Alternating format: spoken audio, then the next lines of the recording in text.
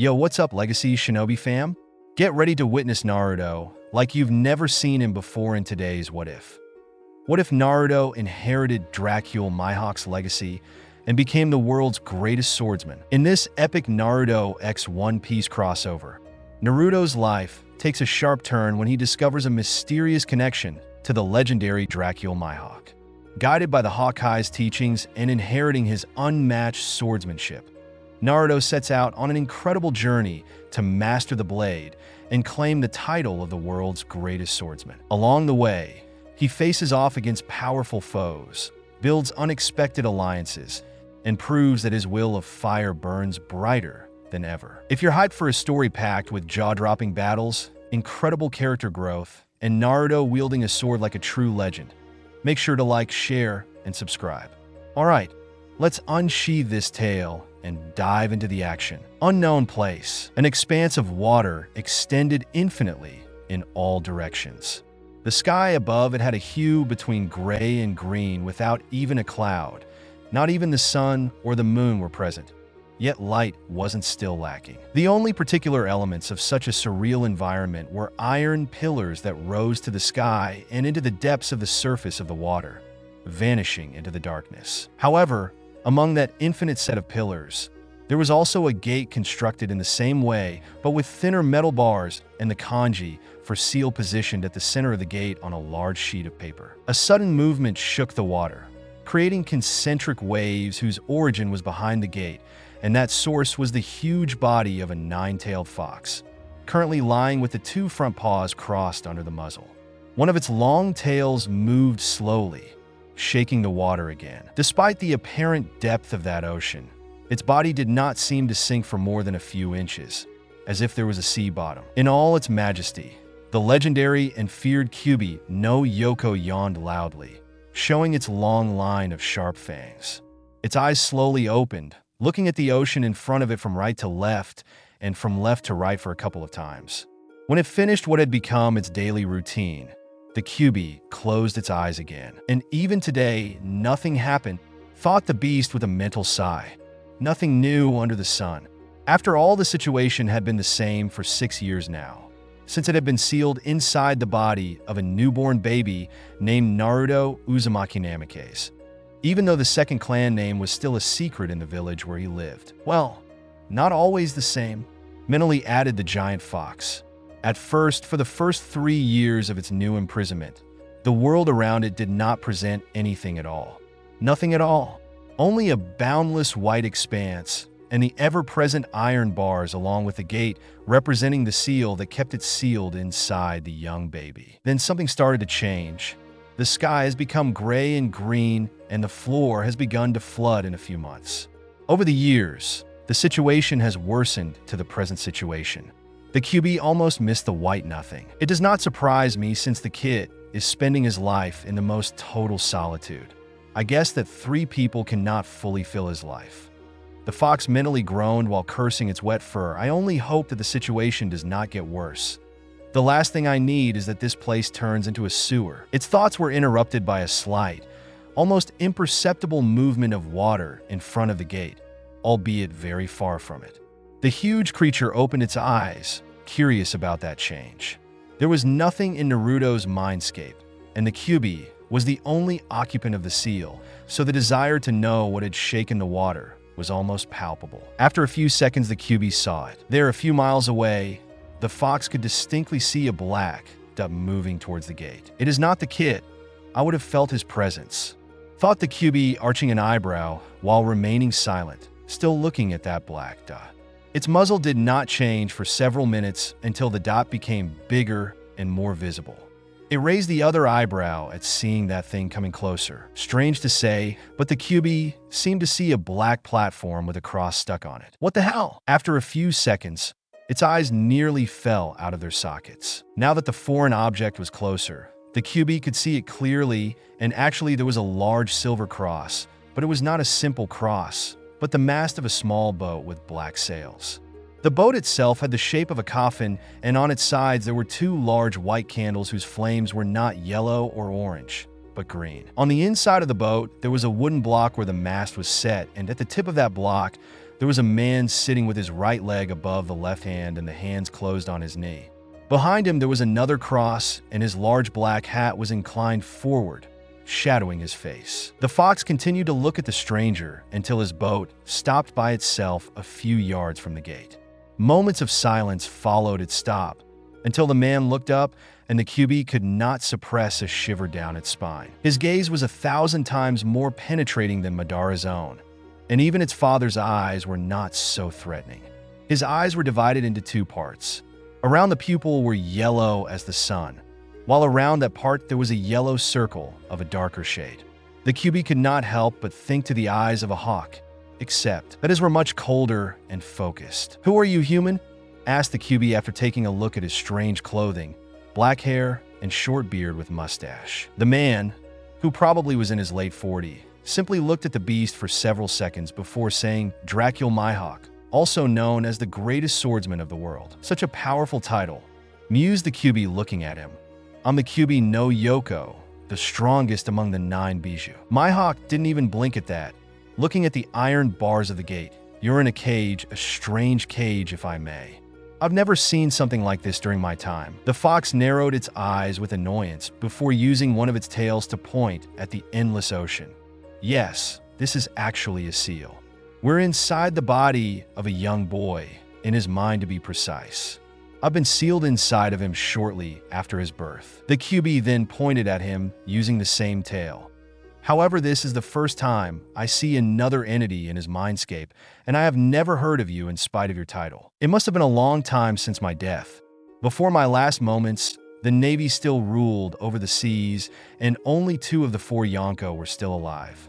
I was one of the last 3 members of the Shichibukai," said Mihawk looking at the ocean. "Never heard of them. Probably you belong to an era prior to the birth of my father, the Rikudo Sennin," hypothesized the QB, now more curious about his past life. But before that, there was a simple question in its mind. "You're dead. So why are you here right now?" "Did you say we're inside a young boy?" asked Mihawk, and the QB nodded. "This place is his mindscape, his mind if you want. It can change with his mentality and the emotions he experiences. Right now it's empty, just like his life." The swordsman looked again at the ocean with his face carved in the rock. "You don't seem very affected by my words. I've seen many things during my time. While a huge 9-tailed fox, and this place may be somewhat new to me, I can clearly feel the solitude of this boy.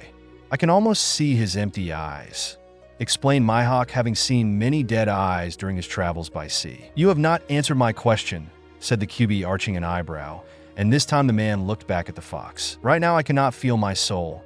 Not completely at least, but I perceive a fragment of it in this young boy. I think he's somehow related to me. A descendant?" The QB would not be surprised to find that Mihawk was an ancestor of Kushina. After all, she was also a skilled swordswoman. "No, I never had children, so he does not have my blood, only a fragment of my soul," said Mihawk while thinking at a solution for his question. "I get it. Reincarnation," mused the QB with a little grin. "I'm not new with this phenomenon. My father is the one who created me, but he had 2 children who inherited almost all of his power, albeit a bit each. After their death, I saw with my eyes their return in the form of reincarnations." The fox then thought back at Indra and Azura and their first reincarnations, Uchiha Madara and Senju Hashirama. "Interesting. So this child is my reincarnation," said Mihawk looking at the seal for a brief moment. "Can I talk to him?" The QB nodded yes, but not now. "The kid never came here and currently does not have the patience or the mentality to do so. That's why tonight when he gets to sleep I'll pull him in here." "I see. In that case, I'll simply wait," said Mihawk before lowering his head, falling asleep almost immediately with the arms crossed over his chest. The QB could only sweat drop at that. Is he really the greatest swordsman of the world? That evening, streets of Konoha, Naruto had not had a good day. Hell, none of his days could be considered good. Every morning he got up from the bed hoping to have a better day than the previous one. Sometimes his prayers were heard, but they were limited to a visit by the Hokage, which lasted 2 hours at most, or a free meal at the Ichiraka Ramen, although after a few hours his stomach was empty again. In his mind, he was simply destined to pass a life of solitude without any kind of joy. He did not have a family or friends, and all the villagers, whether they were ordinary civilians or ninja, ignored him completely. Obviously, at first he had not paid too much attention to them, having remained in the orphanage for the first 4 years of his life. Everything had changed when the matron of the orphanage had thrown him out of the building and the Hokage had procured him an old apartment. Fortunately, he did not have to worry too much about money. The Hokage, whom he called Gigi, paid bills for light, water, and gas, even though Naruto used them little, and every month the old man gave him a pocket money to buy something. Naruto appreciated it a lot, but the money that would have been enough for 1 month would always end in 1 or 2 weeks due to the exorbitant prices that the shopkeepers forced him to pay. Many times they even sold to him expired food, but he never complained about it, not verbally at least. It was enough for him the first time when a merchant had chased him with a wood bat, threatening him to never approach his shop again. On the front of Friends, the situation was even worse. No one wanted to play with him, or at least some children were tempted to play with him, but their parents were always present and never allowed him to get close. The adults looked at him with hateful looks and murmured words behind him. Luckily, he did not know the meaning of all those words, but the effect was still the same. He was alone. Of course, there were people who treated him as a simple human being, but he could count the number on the fingers of a hand without using them all. Besides, they could not always be present. The Hokage had to govern the village, while Ayam and Tucci had to look after their ramen stand. With a loud sigh, he walked into his apartment, ignoring the new graffiti on the door, and went straight to the bedroom. Today he was more tired than normal. Having found no one to play with, he had decided to train a bit so that he could improve even during the spar matches at the academy. The Ninja Academy, another Sir Button. Although it had only begun a few weeks ago, he had already figured out the situation. The teachers ignored him as everyone and his peers tried to avoid him as if he was a disease. The only moment he could hope for to have human contact of some sort was during those spar matches, but he lost each time because their teacher always put him against the best in the class, Uchiha Sasuke, or against the children anxious to beat him, so as to prove themselves superior, such as, for example, that annoying child with the dog. Inazuka Kiba, with another sigh, he flopped down on his bed, slipping quickly into a light sleep, unaware that a certain fox was waiting for that moment to change forever his destiny. Naruto's mindscape. He's here, boomed a deep voice, waking him up suddenly. Naruto panicked immediately after feeling the water around him, but after a few seconds he calmed down, noticing he was sinking or drowning. However, the panic returned even stronger as soon as he saw the huge fox with 9 tails a few feet away from him, albeit with a gate between them. Now I can understand why I appeared here in addition to the presence of the fragment of my soul. Despite his terrified look, I can see a burning flame in his eyes, said a male voice to his left, and upon turning in that direction, Naruto couldn't help but shiver after seeing the eyes of that man with a huge black sword similar to a cross on his back. Who are? Why you? Asked Naruto, looking at the two of them with a scared face, but while the man stood impassive, the giant fox grinned at him. Oh, I missed that look so much. You learn to appreciate little things only after having lost them for years. Chuckled the Kyuubi before changing its voice in a more serious tone. To answer your question, Kit, I am the Kyuubi no Yoko. Naruto widened his eyes in utter shock. The Kyuubi? But Gigi said that the Kyuubi was killed by the Yondaime Hokage. Unfortunately for you, I am a being made entirely of chakra, and therefore I cannot be killed. Not by traditional methods, at least. That night 6 years ago, I was released from my previous jail, but then the Yondaime Hokage, by sacrificing his life, sealed me again in a newborn's body. The giant beast pointed at him with a tail. The young blonde stared at the fox with an incredulous look and trembling lips. Why did he use me? It does not surprise me. He had been infected by his wife, my previous jail, whose clan put the family in front of everything. Probably the Yondaime thought that only his son could take on such a burden, said the Kyuubi with a calm voice, as if talking about the weather before grinning at his stunned face. His son? Yes, Kit. You're the son of the Yondaime Hokage, the famous Namikaze Minato. That means that your mother, Uzumaki Kushina, was my previous jail, as well as wife of the Yondaime, explained the fox with the grin still visible. Meanwhile, Mihawk could not help but think to a young pirate with a straw hat whose whole family, both real and foster, was made up of very important people in the world of the past, both positively and negatively. Mostly negatively. But then why the villagers treat me like that? Shouted Naruto with tears in his eyes. If I'm the son of a Hokage, I should at least acknowledge. The reason is in front of you. All those fools believe that you are me when in fact I'm simply inside you, said the fox, using two tails for air quotes at the word simply. If they discovered the truth, they would probably deny the evidence. But that's not fair. Welcome to the real world, kid. Life is never fair. I am a more than clear evidence. Chuckled the QB with its grin in full show. But enough of me. There's someone who wants to talk to you.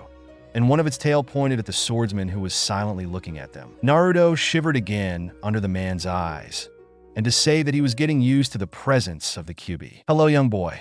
I'm Dracule Mihawk, the one who was once known as the greatest swordsman of the world, said the man without blinking, and Naruto gulped at the sudden pressure in the air.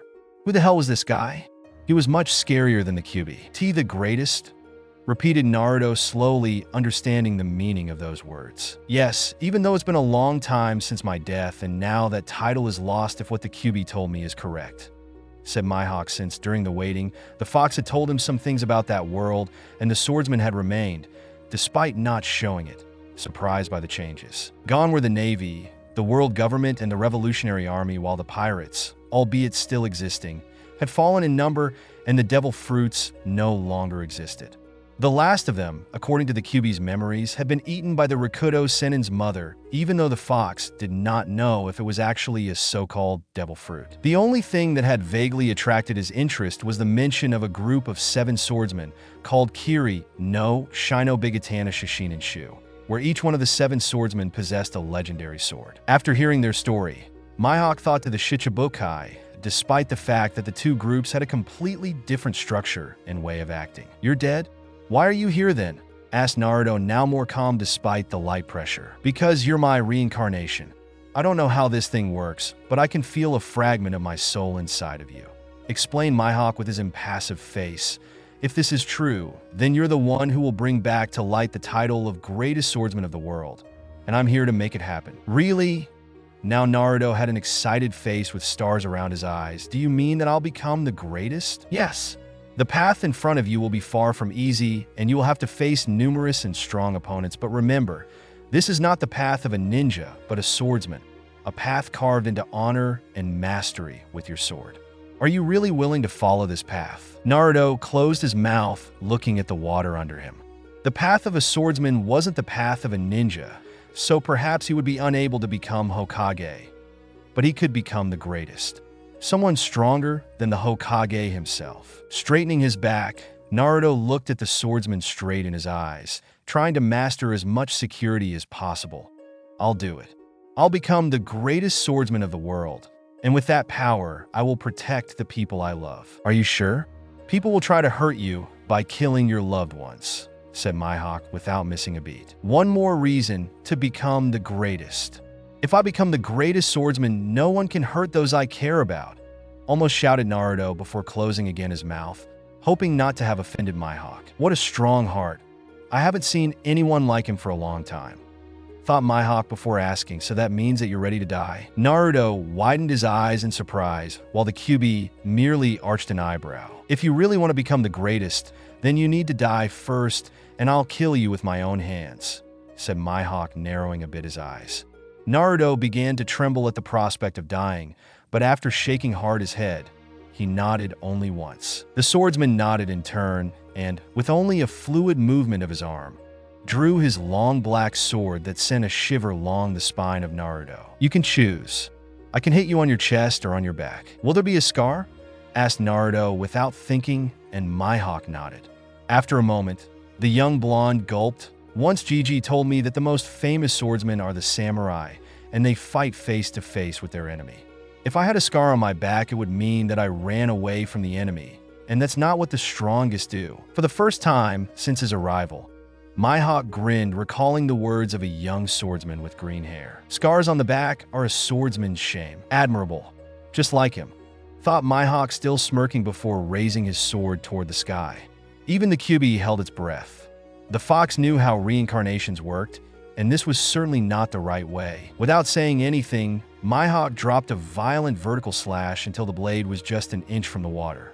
Behind Naruto, almost immediately, a long cut opened in the ocean for miles and miles, shaking the water like a storm, but the blonde wasn't even scratched by that blow, confusing him. "You're my reincarnation, and this is my sword, Yuru," which means that it is your sword too. It never would hurt his master in this way, explained Mihawk before turning the blade in his hand into a reverse grip.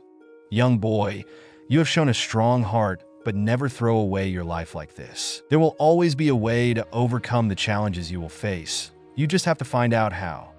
After a couple of seconds, his face became even more serious. "My name is Dracule Mihawk. Learn about yourself, learn about the world, and become strong. No matter how many years it takes, I will hold this seat of the strongest and wait for you. Surpass this sword. Try to surpass me, Uzumaki Naruto."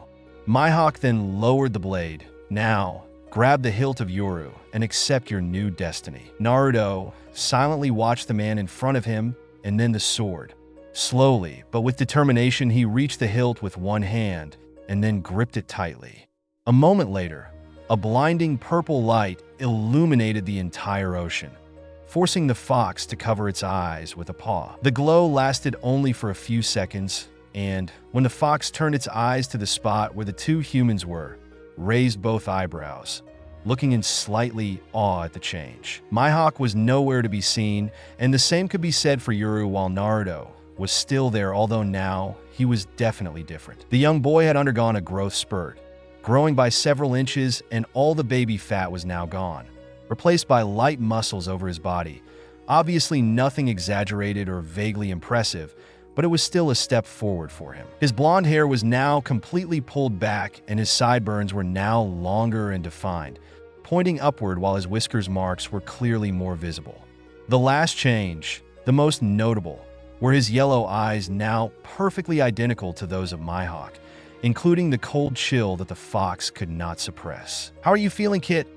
asked the QB, still looking impressed by the changes. "I'm fine. In fact, I never felt better," said Naruto with a calm voice, while his face was almost the same of Mihawk, carved in the stone. He then looked at the surrounding ocean and asked, "QB, this place is my mind, right?" "Yes, why?" asked back the fox, now seeing a more smarter version of its young jail. "I think it's time to change a bit the view," said Naruto before closing his eyes. The QB could only gape as the ocean split literally into two, and an enormous island emerged in a few moments as the clouds of the sky became black and purple. The metal bars that represented the seal vanished into nothingness, and in a few minutes Naruto found himself in front of an ancient castle in the middle of the island. The building was surrounded by a huge forest and many ruins which, however, were not visible due to a dense violet fog. Although Naruto had never seen it in person, the image of Karigana Island was still vivid in his mind, which now also housed the memories of Mihawk. "Can I ask you something?" asked a new, calm female voice behind him, and Naruto already knew who she was, thanks to the aura generated by the girl behind him. "What, QB? I have to say this place is not bad at all. A bit lugubrious, but at least it's better than an immense ocean. What I wanted to ask is, what the hell are these?" shouted the QB at the top of her lungs. Naruto turned on his heels just to see a young woman in her early 20s with red hair styled in long curls and the eyes of the same color, which were focused on his form.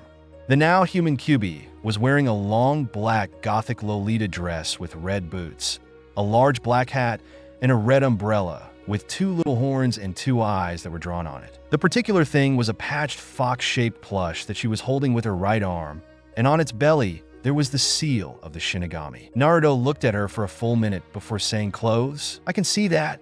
What I want to know is, why these clothes?" shouted the QB, throwing away the umbrella. "Why an umbrella? It's not even raining. You Gaio." The QB went immediately silent after hearing that strange sound behind her, and turning very slowly, she saw a pack of huge mandrills which were looking at her, and one of them was holding her umbrella just like her before throwing it away in the same way. What the hell are those monkeys?" "Human drills," was the quick answer, and Naruto showed a little smile. They were the only inhabitants of this island, with Mihawk and Perona, the girl who wore that kind of dress. So what, are you trying to recreate his home?"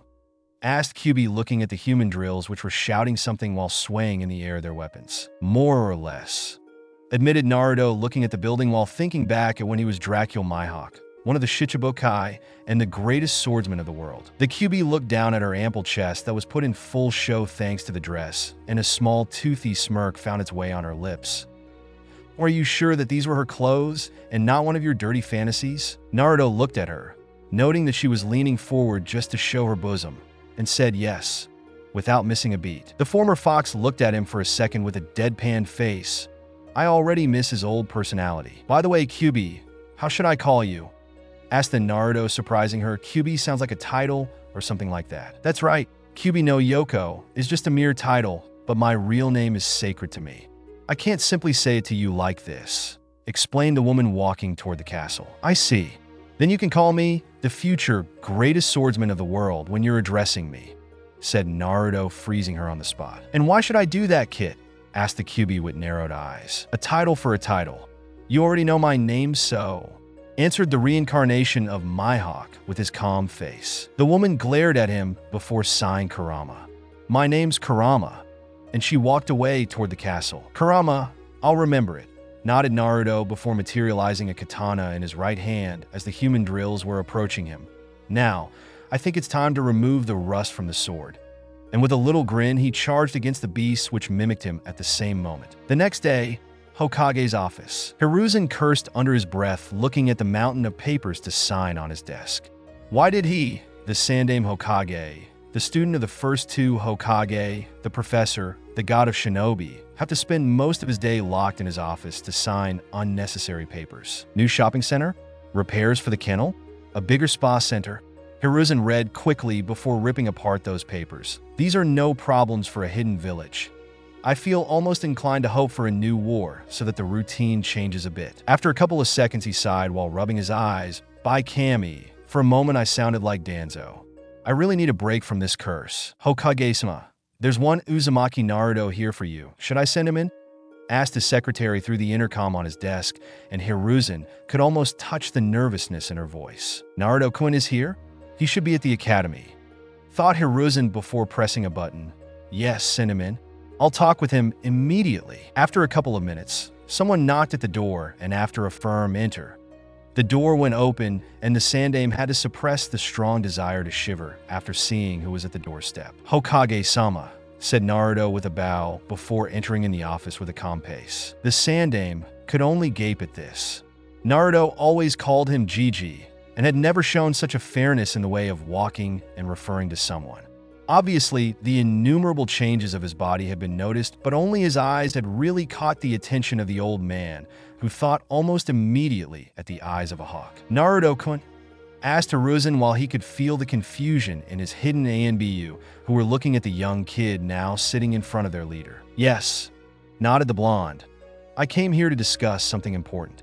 I hope not to interrupt your work. Hiruzen spared a side glance to the mountain of paperwork. Of course not, Naruto-kun, he quickly said with a smile before turning serious again, but I'd like to ask, what happened to you in your eyes more specifically? My changes fall into what I wanted to talk to you. But for this information, I have to receive something in return. An exchange of information if you want. Explained Naruto, still remaining calm, while Hiruzen narrowed his eyes. His voice is the same, but then again his whole body is different, and he is much calmer than usual. I can feel his chakra, and that shouldn't be possible. They haven't reached that point yet at the academy.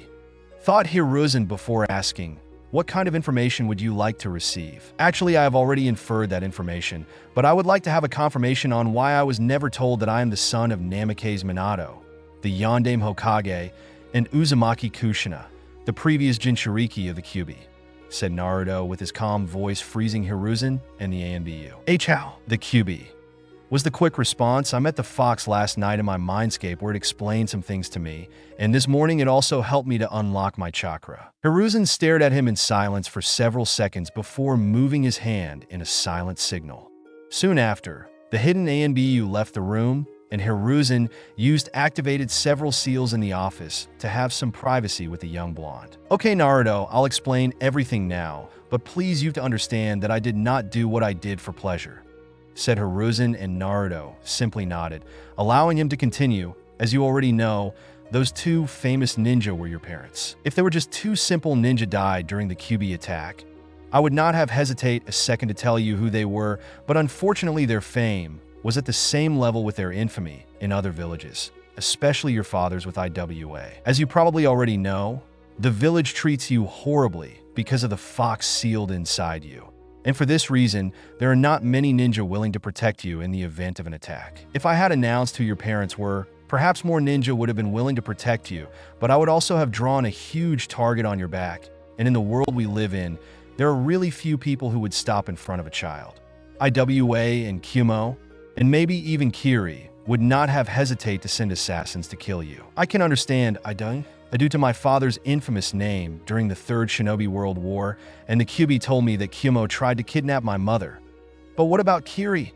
Asked Naruto, raising an eyebrow, when Hiruzen smiled nervously at him. During her first year as a Jonin, she practically humiliated the generation of the Kiri no Shinobigatana Shishinshu of those years. Some of their members have survived, and their successors still have a certain desire for revenge against her. So my mother was also a skilled swordswoman. Interesting. Yes, you can say that. She was for the most a heavy hitter with her chains and jutsu, but she was also a deadly swordswoman, said Kurama in his mind while flying over the castle. Naruto had given her the ability to fly just like Perona, and the fox really appreciated that little gift. It was really fun. There, I explained everything, and I still hope that you'll forgive my foolish actions regarding you, said Hiruzen, looking at the young boy with an anxious look. No need to worry, Hokage-sama. I can understand your reasons even if I had to live alone during these years, said Naruto with his calm voice without any emotion on his face. Immediately afterwards, he began to explain what had happened that night, telling him about Mihawk, their merging, and his new goal. In the end, Hiruzen was gaping at him with wide, open eyes. That's a lot to digest. If it was not for your appearance and for your new knowledge, I would come to think of an excessive use of alcohol or drugs. Deadpanned Hiruzen, still looking at the young blonde who merely shrugged. I may have a desire for a good red wine right now, but you can be sure that I will not take drugs, said Naruto without blinking.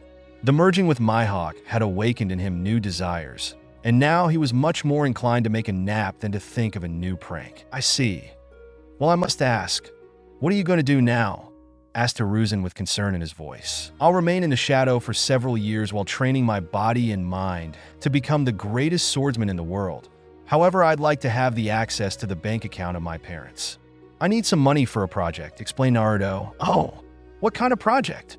Asked Hiruzen, who was now unnerved by the little grin on the face of his surrogate grandson. A sword was the simple answer, and in that moment Hiruzen could not know, but that sword would have become the first milestone on the path that Naruto had undertaken. The path of the greatest. Naruto's apartment. Though the sun had risen recently, Naruto got out the bed with a calm pace, heading toward the bathroom where he had a short cold shower to wake up completely his body. After drying up and putting on clean clothes, he went to the kitchen and took an apple, then began eating it sitting on the couch while reading a textbook from the academy. The previous day, during his meeting with the Hokage, had come out that Naruto's textbooks were outdated. After sending some ANBU to retrieve the teachers from the academy, the Hokage had provided to him the correct textbooks for all the following 6 years at the academy as a sign of good faith. So, what are you going to do today? Asked Kurama after a loud yawn, since she wasn't exactly a morning person. Training, of course. I'm weak now. Too weak. In my current situation, the idea of becoming the greatest swordsman in the world would make anyone laugh, answered Naruto, flipping a page. And it was true. He was ridiculously weak. Yes, he had a much higher stamina than his peers and had unlocked his chakra before them. Not to mention that Kurama was inside him, and so Naruto had access to even more chakra. After merging with Mihawk, he had obtained a more calm and concentrated mind, and as the fox said, he had also become much smarter, even though she had said it with a voice that made him think of a veiled insult. The last benefits of the merging were Mihawk's eyes and memories. His eyes were a big advantage. Without even concentrating too much, Naruto could see distant things with incredible precision and could even track the quicker ninja with those eyes, such as the ANBU or a weird guy dressed in green who screamed youth all the time. Naruto could also guess the direction they took when they used the Shunshin no Jutsu, but then he lost them completely. Mihawk's memories, on the other hand, were just that, memories. Naruto could easily remember all the styles of the people that Mihawk had faced, succeeding in reproducing the katas, but the advantage ended there. Different weapons and bodies were an almost insurmountable obstacle, and his current body was not at all ready for those moves. It could also be seen from his defeats against the human drills in his mind. After the merging, he had tried to face them using only his current capabilities. Needless to say that they had defeated him in a few seconds. Naruto was able to follow their movements, especially those of enemies who use swords, but his body could not react to their movements. After all, he had imagined them relying on Mihawk's memories, and so they were all very skillful with their weapons. At least he had a good way to train in his mind while he slept. In his mindscape, Kurama shrugged and went back to sleep, leaving him with his book. Naruto continued to read for a few hours until the sun was high in the sky. Quietly closing the book, he left the apartment and headed for the district for ninja shops. Since he was definitely weak and unprepared physically, he had to start a training regime from scratch. Walking in the street, Naruto completely ignored the gaze and whisper of the people who seemed even more restless than usual, probably because of his eyes. Hiruzen had told him to resort to the excuse of an awakened dojutsu and that they were still trying to understand its effects. Obviously, they already knew what those eyes were capable of, but it was better not to divulge that information. Reaching at last his destination, the young boy entered the designated shop, playing the bell above the door. His eyes darted in all directions, watching carefully the shelves full of equipment, various medicines, and especially weapons. As a weapon store, it was not the vanguard, but it was the best of the village for its wide choice of items, something Naruto really needed. "Welcome. How can I help you?" asked a man with short brown hair entering the room from a door positioned behind the counter. Judging by the crumpled clothes and sweat on the skin, he had just finished doing something in the warehouse. However, when the man glanced up at Naruto, he seemed to lose all the color from his face. "Good morning. I would like training weights for ankles and wrists, possibly with weight seals on them, then books on Fuinjutsu, Taijutsu survival, and medicine," said Naruto, walking toward the counter where the man was still looking at him. Hearing his request, the shopkeeper seemed to regain a bit of calm and said, "I can give you simple training weights, but for those with the seals on them, I can only sell them to the ninja. The same goes for the medicine, Taijutsu, and Fuinjutsu books." Naruto nodded, having already thought of such a thing, but it was worth trying. "It looks like I'll have to go to my parents' house in the end," thought Naruto before saying, "All right, then I'll just take the weights and the survival book." The man nodded before taking the required items and putting them on the counter. "The price is 5,000 yen, said the man, putting the book and the weights in a bag. Naruto took the bag before noticing a pile of paper sheets placed near the bell on the counter. Pointing at it, he asked, "What are those?" "MH? Oh, that is chakra paper. It is used to determine the chakra affinity of a ninja. The genin usually used it after finishing the academy, but now most of them use it only after becoming chunin," explained the man before picking up a piece of paper. After a few moments, the sheet of paper crumbled and all the fragments burned at midair, becoming ashes. As you can see, I have a katan and doton affinity. A right-on affinity would make it wrinkle. A futon affinity would split it in two, while a swade-on affinity would make it wet. "Interesting. Can I use it?" asked Naruto as the man looked at him with an arched eyebrow. "Aren't you too young for it? Have you already unlocked your chakra?" "Yes, I've unlocked it last night, so I can use it," said Naruto before picking up a sheet of paper and channel some chakra in it. Much to the man's surprise, the paper divided into two parts, and while the right part burned to ashes, the left wrinkled in a matter of seconds.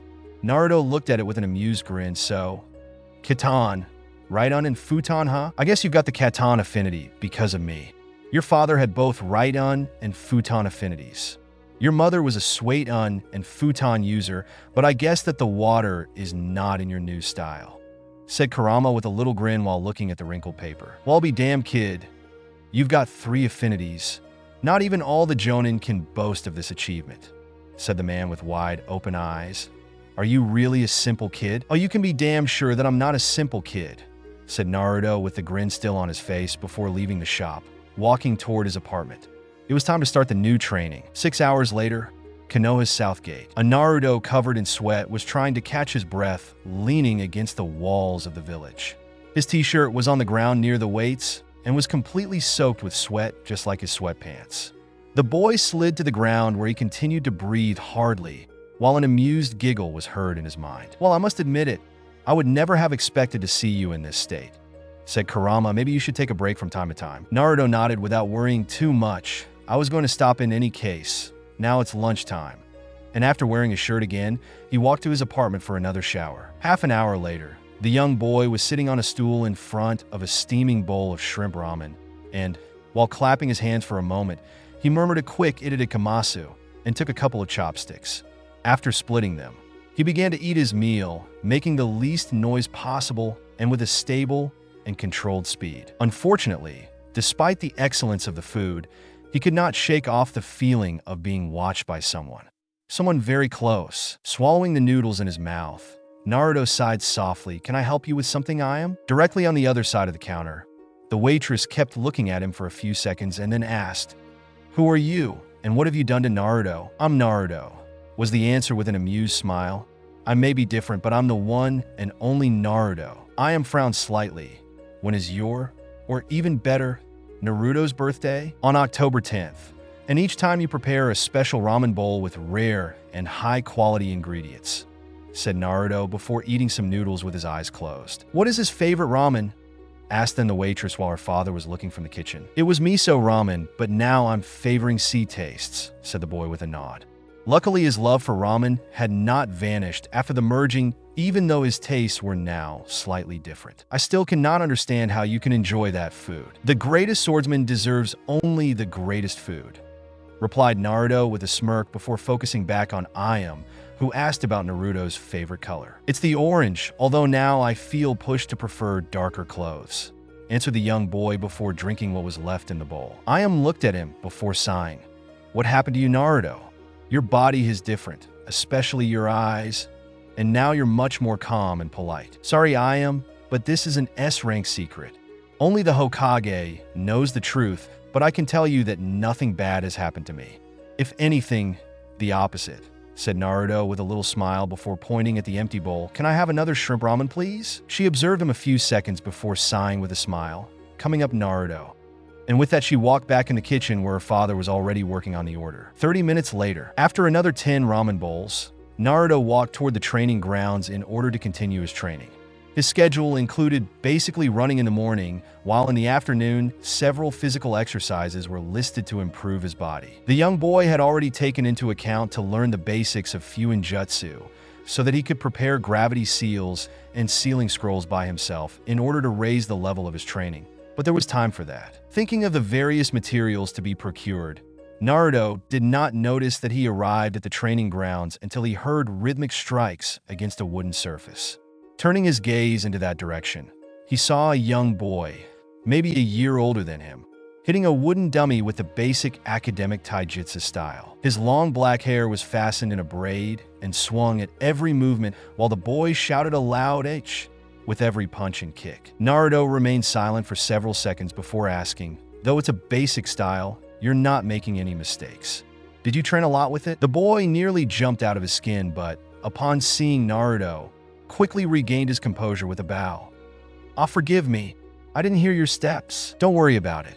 I should be the one to apologize for interrupting your training," said Naruto with a bow before asking again his question with the arms crossed over his chest. The black-haired boy nodded before looking back at the training dummy. "Taijutsu is the only thing where I can really give the best of myself." "What do you mean?"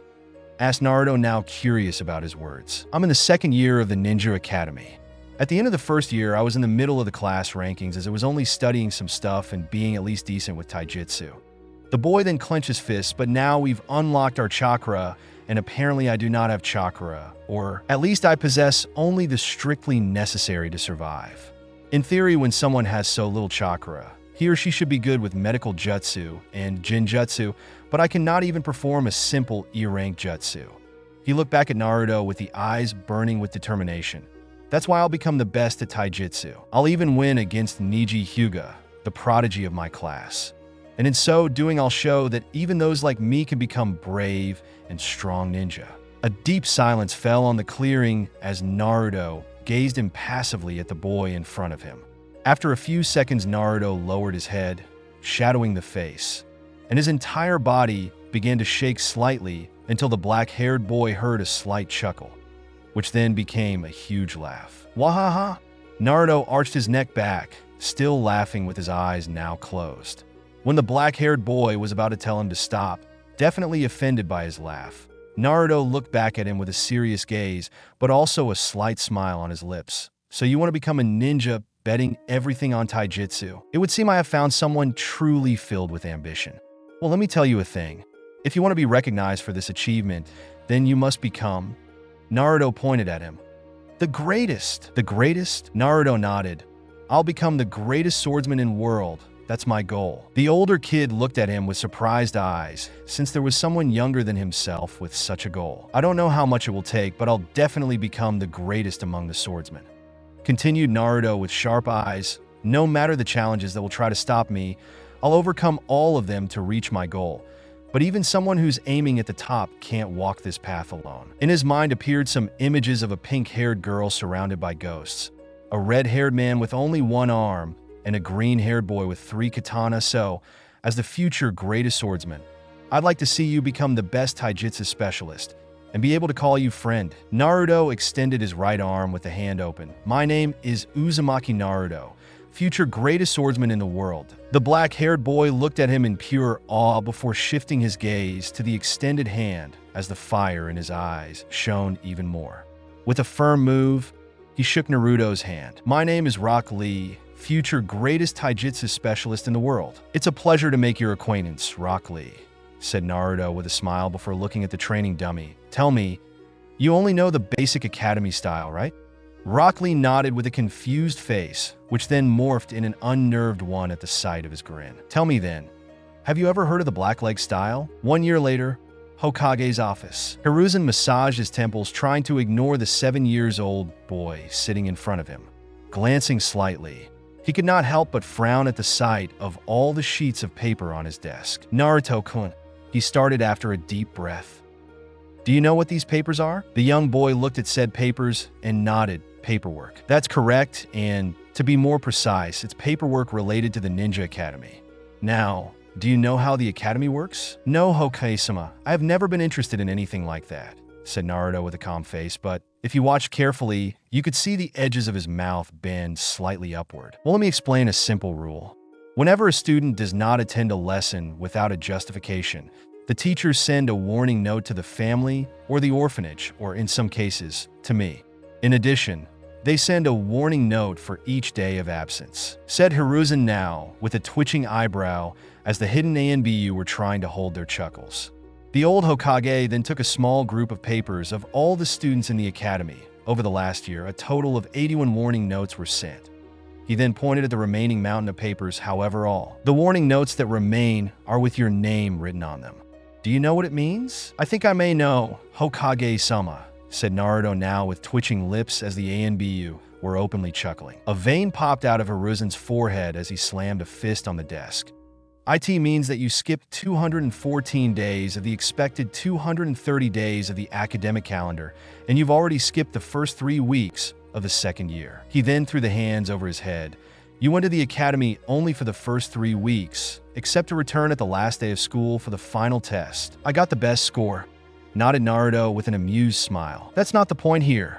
The instructors have asked me to remove you from the academy for your poor attendance, and even the council is starting to raise the voice for this behavior," explained Hiruzen with a face red before stopping to regain his breath. Naruto looked at him with no concern at all.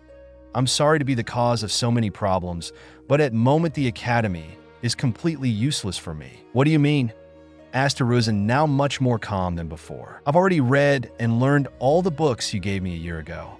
Besides to a lot of history and basic concepts, they did not have much to teach, because I have a being older than this village sealed inside me. In addition, I have a schedule to follow," explained Naruto with a grin, while Hiruzen sighed at his words. Right, his training schedule. A year earlier, after his first meeting with Rock Lee, Naruto had prepared a training schedule and showed it to the Hokage. Practically, since he still had 6 years left before the academy's end, Naruto had divided the training regime into 6 phases, and each phase had duration of 1 year. During the first year, he had focused only on his body, his survival skills, and his taijutsu, which was still devoid of a certain style. The results were visible since now, physically talking, he was definitely stronger than the other students in the academy. at least for those of his own generation. Now, during the second year, Naruto had started practicing what he needed to achieve his goal, Kenjutsu. For the past 3 weeks, he was training with a simple Bakken, even though he had not yet decided the style to learn. Obviously, Naruto could learn different styles thanks to Mihawk's memories, but Naruto simply did not know what style to learn first. Unlike Mihawk, who had become the greatest using only one Kenjutsu style, Naruto wanted to become the greatest but not limited to one style, and also for this he was training with a Bakken, which was completely different from Yoru. This decision was also dictated by his body. Although he was definitely physically strong, Naruto was not ready for such weapons yet. So he had to start from a simple katana, just as Mihawk did before getting Yoru. Hiruzen sighed again. Well, since you've already learned everything on those books, can I guess that you can perform the basic 3 of the academy? I know the theory behind them, and I've managed to successfully perform the Hinge no Jutsu and the Kawarimi no Jutsu, but the Bunshin no Jutsu gives me many problems. The QB says that is because of all the chakra I have due to the fox itself and my Uzumaki genes. Explained Naruto with a calm voice as the old man nodded. Ah yes, your mother had the same problem. Well, I have the solution for your problem, but it isn't necessary right now. I'll teach you a special jutsu created by the Naidame Hokage that will help you, said Hiruzen with a smile before adding, I would suggest you to withdraw from the academy for the next 5 years. When the time comes, you will present for the final exam under my recommendation, so we will solve a lot of problems. He seemed to think about it for a few seconds and eventually nodded. I've no problem with that. By doing so, I will be able to train without any problems. He then got up from the chair and, after a short bow, left the office. Walking quietly through the streets of the village, the young man reached the training grounds in no time. Early in the morning, Rock Lee was still at the academy, and therefore he couldn't train with him. But Naruto's ears caught the sound of someone else training not too far from there. Walking in that direction, he came into a different training ground, full of dummies but also sandbags hanging from trees, and dozens of cuts could be seen on the trunks of those trees. A sudden movement caught Naruto's attention, and the boy had just the time to see a flash as 3 deep cuts appeared on a training dummy. Slowly, Naruto shifted his gaze toward the man behind the dummy as he sheathed his sword on his back. It was a young man, probably in his late teens, with light brown hair mostly covered by a blue bandana, and, judging by the color of his jacket, he was a jonin. Very impressive, said Naruto, catching the attention of the young man. Your attack is incredibly fast, and you can even attack 3 times in a matter of a second. The jonin raised an eyebrow before asking, What are you doing here, kid? Shouldn't you be at the academy? Let's say I found a compromise with the Hokage, said Naruto with a little smirk. You are Hate Gecko, right? Yes. How do you know? Asked the now named Hate as he walked toward the boy, who simply shrugged. I asked the Hokage if there were swordsmen in this village, and although I know that the swords are not very used in this place, I was very disappointed to find out that there is only a master swordsman here, said Naruto with an annoyed face. While some jonin and AMBU use a sword or a tanto, I cannot consider them real swordsmen like you are. The same goes for your student, Yugao Yuzuki. Hate raised both eyebrows. You've done your research. Unfortunately, if you want to find more swordsmen, you must go to Kiri or Kyumo. In those villages, Kenjutsu is an integral part of their basic training, but I cannot help but ask why you are so interested with this art. Though, seeing the Bakken at his left side, the jonin had a half idea. Simple, I want to become a swordsman. I already have a basic knowledge about Kenjutsu, but hitting mere training dummies will make me improve only to a certain extent. Therefore, I would like your help in that regard, explained Naruto with a calm and serious face, surprising Hate, who, after a couple of seconds, chuckled. Kneeling in front of Naruto, the older boy put a hand on his head. I'm really happy that someone else is interested in this art, but I think you're still too young to learn. Maybe in a couple of years you will. In a fraction of a second, the tip of the Bakken grazed his forehead, hitting the metal plate of his forehead protector, and thus sending the bandana in the air. Hate remained completely motionless, looking with a stunned expression the kid in front of him, who, faster than expected from such a young boy, had practically struck him with a Bakken. Naruto remained silent for a few seconds, and then asked, Do you still think I'm too young? In response, Hate turned slowly to look at his bandana several meters away, then returned to look at the blonde. Okay, maybe you really have the basics to learn. Glad to know that we understand each other, said Naruto with a little smirk before asking, I know that it may sound presumptuous, but do you think I could learn your style? The Konoha-ryu? So that's its name. Mused Naruto, looking at the training dummy. You managed to hit the dummy 3 times in a blink, so can I guess that is a style based on speed? Hate looked impressed at the younger boy and nodded. That was the Mikazuki no Mai, one of the many attacks of the Konoha-ryu. Its strength lies in the use of 2 Kage Bunshin that attack along with the original. Kage Bunshin, repeated Naruto, tilting the head to the side. Yes, it's a special version of the Bunshin no Jutsu created by the Nidaime Hokage. Basically, the Kage Bunshin are not simple illusions, but physical copies of the original, except that just a blow is necessary to make them explode in clouds of smoke. Explained Hate while tying the bandana on his head. A big risk for those using this technique is to use all their chakra, since when you use the Kage Bunshin no Jutsu, you divide your chakra into equal parts. Maybe this is the jutsu that the Hokage wanted to show me, thought Naruto while nodding at the Jonin, while Kurama chuckled in his mindscape. Oh yeah, both of your parents knew this jutsu and used it to the best. Even in the bedroom, Naruto mentally rolled his eyes. He wasn't interested in that kind of things. For now at least. That sounds like a jutsu I can learn without problems. Seeing the confused look of Hate, Naruto added, I'm Naruto Uzumaki. Realization struck the Jonin in the face like a chakra-empowered fist of the legendary slug, Sannin Senju Tsunade. Oh, I did not recognize you. Last time I saw you, you were well different. You can say that, nodded Naruto before returning on the previous topic. As I was saying, I could learn that jutsu with no problems thanks to my huge reserves of chakra. That may be true, but since the Konoha-ryu isn't based only on those type of attacks, we should start with the basic katas, said Hade, who apparently had already begun to act as a teacher with his new student. Now I'll show you the first ones. Then you'll have to repeat them until you can do all of them perfectly. Naruto nodded and, after following Hade in the middle of the training ground, looked at his new teacher while he moved slowly with the katana held in his hands. After seeing all the katas, Naruto came to the conclusion that the Konoha-ryu was not meant simply to fight or weaken, but was designed to kill with precise and lethal blows. All the katas were aimed at vital points like neck, liver, heart, and so on, and the fact that Hate could reproduce all the katas without the use of a training dummy indicated that he was accustomed to its use. Contrary to how many people imagined, replicating the katas of a bukijutsu or taijutsu style did not only serve to memorize them, but was intended to help the students to imagine a possible opponent.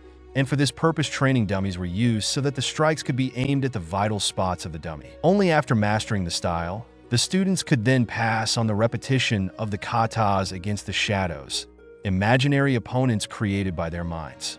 Most masters then lost the habit of using training dummies, using them only as targets for the techniques of their styles, but not for the revision of the katas. That was the last one. Did you memorize them all? Asked Hate, looking at the blonde, who nodded good. Now try to repeat them, and don't worry if you can't repeat them all. It could take some days for someone young as you. Some days, huh? Thought Naruto before taking out his bakken. I bet that you can't repeat them perfectly before 2 hours. Mocked Kurama with a grin, which was soon copied by Naruto. Challenge accepted. 2 hours later, Konoha's training grounds. A young girl with long purple hair could be seen jumping from branch to branch, passing by the various training grounds while looking for someone. Her warm brown eyes scanned every single point in search of her sensei and not-so-secret lover, although their relationship had remained secret for a while, until her friend Anko had come to know about it. Sighing, the young girl shook her head. Let's see. Hayate-kun said that today we'd use the training ground number 15. Reaching at last her destination, she landed in the middle of the clearing and immediately noticed Hate with his shoulders facing her. Walking towards him, the girl caught sight of a child intent to reproduce the basic katas of Konoha-ryu a little far from Hate. Raising an eyebrow, she pointed to the child. Hayate-kun. Who's he and why is he practicing the katas of the Konoha-ryu? Receiving no answer, she turned to her lover and raised the other eyebrow at seeing that he had his eyes wide open and was speechless. Hayate-kun? Asked the girl, snapping her finger in front of his face as he finally turned to her. Oh, hi, Yugao-chan. I didn't hear you, mumbled the boy while scratching his neck. I noticed. Now, care to update me on that kid? Yugao asked again, while pointing at the blonde who was still practicing with the katas. He's Naruto Uzumaki, and from today he's my new student. Apparently, he wants to learn Kenjutsu, but I could almost learn from him instead. Explained Hate, looking back at his student while Yugao looked at him with wide eyes. Shouldn't he be at the academy now? Asked her since she knew about his status and the fact that he was enrolled at the academy to become a ninja, but then her mind focused on his last words learned from him. He's only a kid. He has learned all the basic katas of the Konoha-ryu in 1 hour. As you can see, he has already started practicing them against a shadow. Explained Hate, and Yugao's eyes nearly fell out of their sockets. What? 1 hour? All the basic katas? It took me 2 days to learn all of them, shouted the purple-haired girl while glancing at the kid who was now looking at them with a little grin. I know, but that's what happened. He must be some kind of prodigy, just like Uchiha Itachi. Hate assumed, still stunned by the incredible ability of Naruto. By now, the young boy was already in front of them, and after a short bow toward Yugao, he said, "Good morning to you, Yugao-senpai. I hope I do not bother you now that I will train here with you." Yugao-senpai? She repeated it in her mind just to hear it sound, and she really liked it. Despite the kid's eyes, which had caused her a shiver along the back, she smiled at him while nodding. Don't worry, Naruto-kun. You are not bothering me.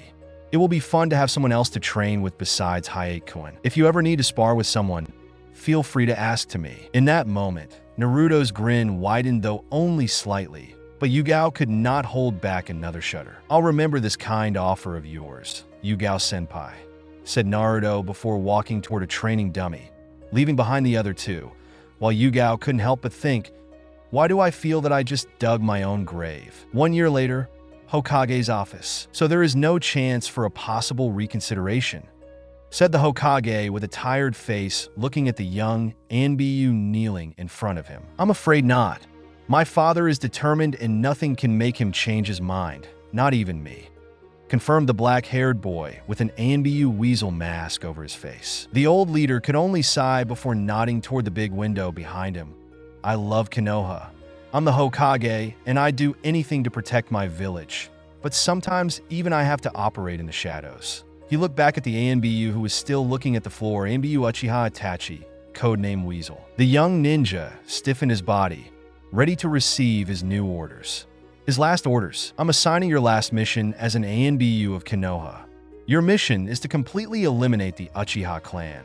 Then you will have to leave this village as a missing nin, and you will be inserted in the bingo book, said Hiruzen with a heavy heart while the Anbiyu remained motionless. I understand, Hokage-sama, said the Anbiyu without looking at him. Can I ask for a favor if possible? What do you need? Can I spare Sasuke? He is not aware of the coup. Hiruzen took a drag from his pipe and then released several smoke circles in the air. After several seconds, he looked at the young Anbiyu. Very well. You can save your brother. I'll make sure that he doesn't find out the truth about this mission. Thank you, Hokage-sama. Itachi looked at his leader and bowed one last time before shining away without a sound. Now alone in his office, Hiruzen looked at the pictures of his predecessors, Hashirama-sama, Tobirama-sama. How I wish you were still here to show me the right path. 3 hours later, Konoha's training grounds. Itachi was sitting on a rock as he watched the full moon rise in the night sky. In a few minutes, his clan would meet its end by his own hands. Well, not just his own, because he had been able to get the collaboration of another Uchiha for this mission, but no one had to know about him. Not now, at least. Completely absorbed by the moon, Itachi was completely surprised when he heard the noise of an explosion not too far away. Confused by that noise, he ran in the direction of the source of the explosion, and after a few seconds, came to the edge of a large clearing where several training dummies had been reduced to ashes. Not far from their remains, there was a blonde child who was going through a series of hand seals. Gaton, Rayuka no Jutsu. A violent stream of flames escaped from the child's mouth, and the flames hit another dummy that was brutally burned by the fire, turning it into ashes. After a few seconds, the blonde interrupted the flow of flames and breathed deeply a couple of times to recover from the effort. It did not take long for him to recognize the child. Naruto?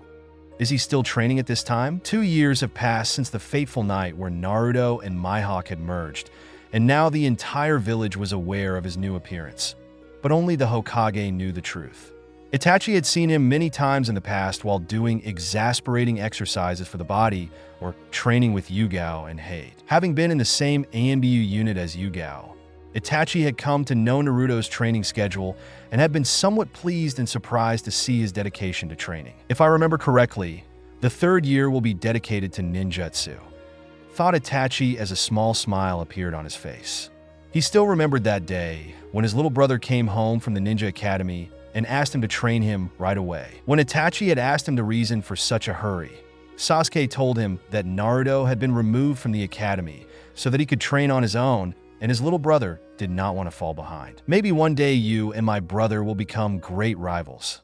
I'm just sorry that I will not be here to see you grow in a strong ninja, thought Itachi with a bitter smile before shining away toward the Uchiha compound. However, what Itachi did not know was that Naruto had discovered that he was a sensor type and that he had perceived Itachi's chakra when he arrived, but had said nothing to find out his intentions. That chakra, it was Uchiha Itachi. I wonder why he was here, thought Naruto looking at the spot where Itachi had disappeared. As much as I cannot stand the members of that damn clan, I have to warn you that something is wrong with that Itachi, said Kurama, since she could easily pick up the negative emotions around Naruto, and right now, Itachi was full of negative emotions. His mind and heart were full of negative emotions. It's as if he felt guilty, but not for something he did. So for what he should feel guilty, maybe for something he will do, suggested Kurama, and Naruto slightly widened his eyes, recalling the little changes that have taken place over the last year in the village. The tension between the Uchiha clan and the rest of Konoha that had grown steadily. The Ambu unit which patrolled the Uchiha compound more frequently.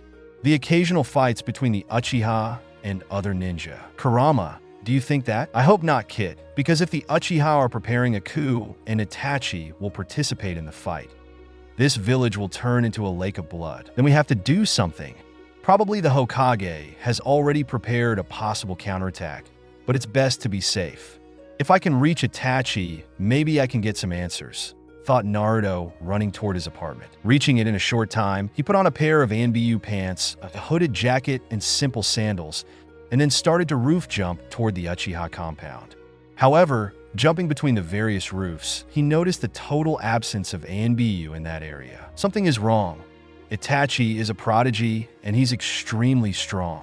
It would take at least 3 Anbu squads to face him, and yet there is no one. After a couple of minutes, he landed in front of the gates of the Uchiha's compound before widening his eyes at the sight of 4 Uchiha men slashed throats and the blood-stained gates. They were assassinated, but by whom?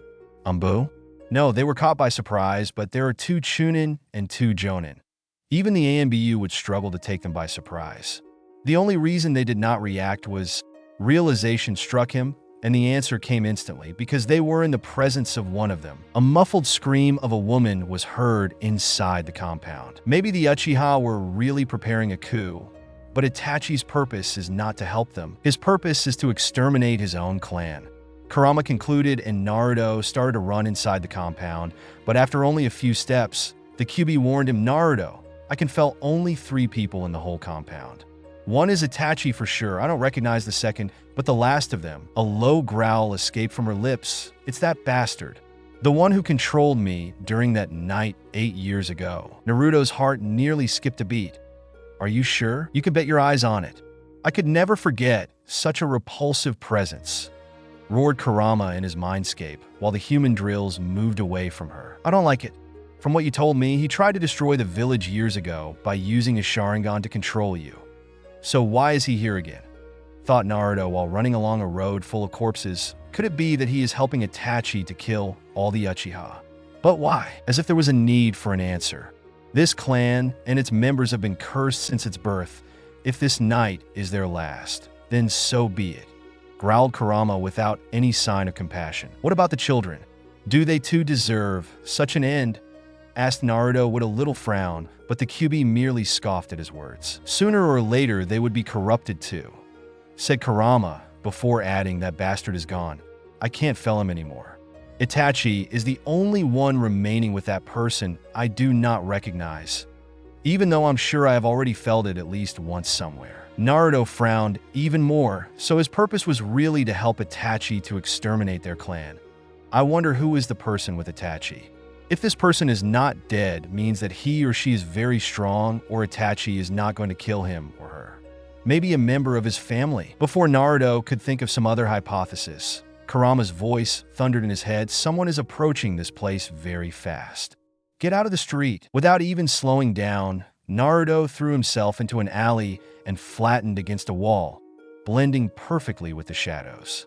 A few moments later, a dozen figures covered with black hooded coats and white ceramic masks appeared in the middle of the street. Without saying anything, the various figures dispersed and began to recover the bodies of the various Uchiha, sealing them into scrolls. From his point of view, Naruto raised an eyebrow. "NBU? What are they doing with those bodies?" He then noticed something about their masks strange. Their masks are different from those of the usual ANBU. Meanwhile, the group of masked people had successfully sealed all the corpses in that area. When they met at the same spot, the figure who was supposed to be the leader looked at the other's area for clear. "3 of you bring the scrolls to Danzo-sama. The rest will continue to the Area 5. If you see the Hokage's ANBU, disperse and withdraw from your current spot. Don't engage." All the figures nodded, and 3 of them roof jumped toward the center of the village while the rest of the group went along the street. Naruto, on the other hand, continued along the alley until he came up to another road where he started running again in the direction of Itachi. His mind was trying to elaborate all the information he had obtained, and despite being a slight consolation, it was certain that those ANBU were not the subordinate of the Hokage, but they were apparently loyal to that Danzo. His thoughts were interrupted by the arrival of 2 other masked figures. "Damn it, Kit. I can't always scream for you. Try to concentrate on your surroundings," growled Kurama, very nervous about the current situation. "My apologies. I will try to be more careful," said Naruto with his eyes still hidden by the hood of his jacket. Luckily for him, the 2 figures had not yet recognized him. "A survivor?" asked one of the 2 ANBU. "This is within the changing parameters of the mission. The youngest Uchiha with a Sharingan is 11 years old. This one is still too young to have unlocked it. We need to capture and take him to Danzo-sama," said the second, and both of them rushed toward Naruto without even pulling out a weapon. After all, their opponent was a simple kid who had not even unlocked his Sharingan. As they were discussing what to do, Naruto had already made his decision.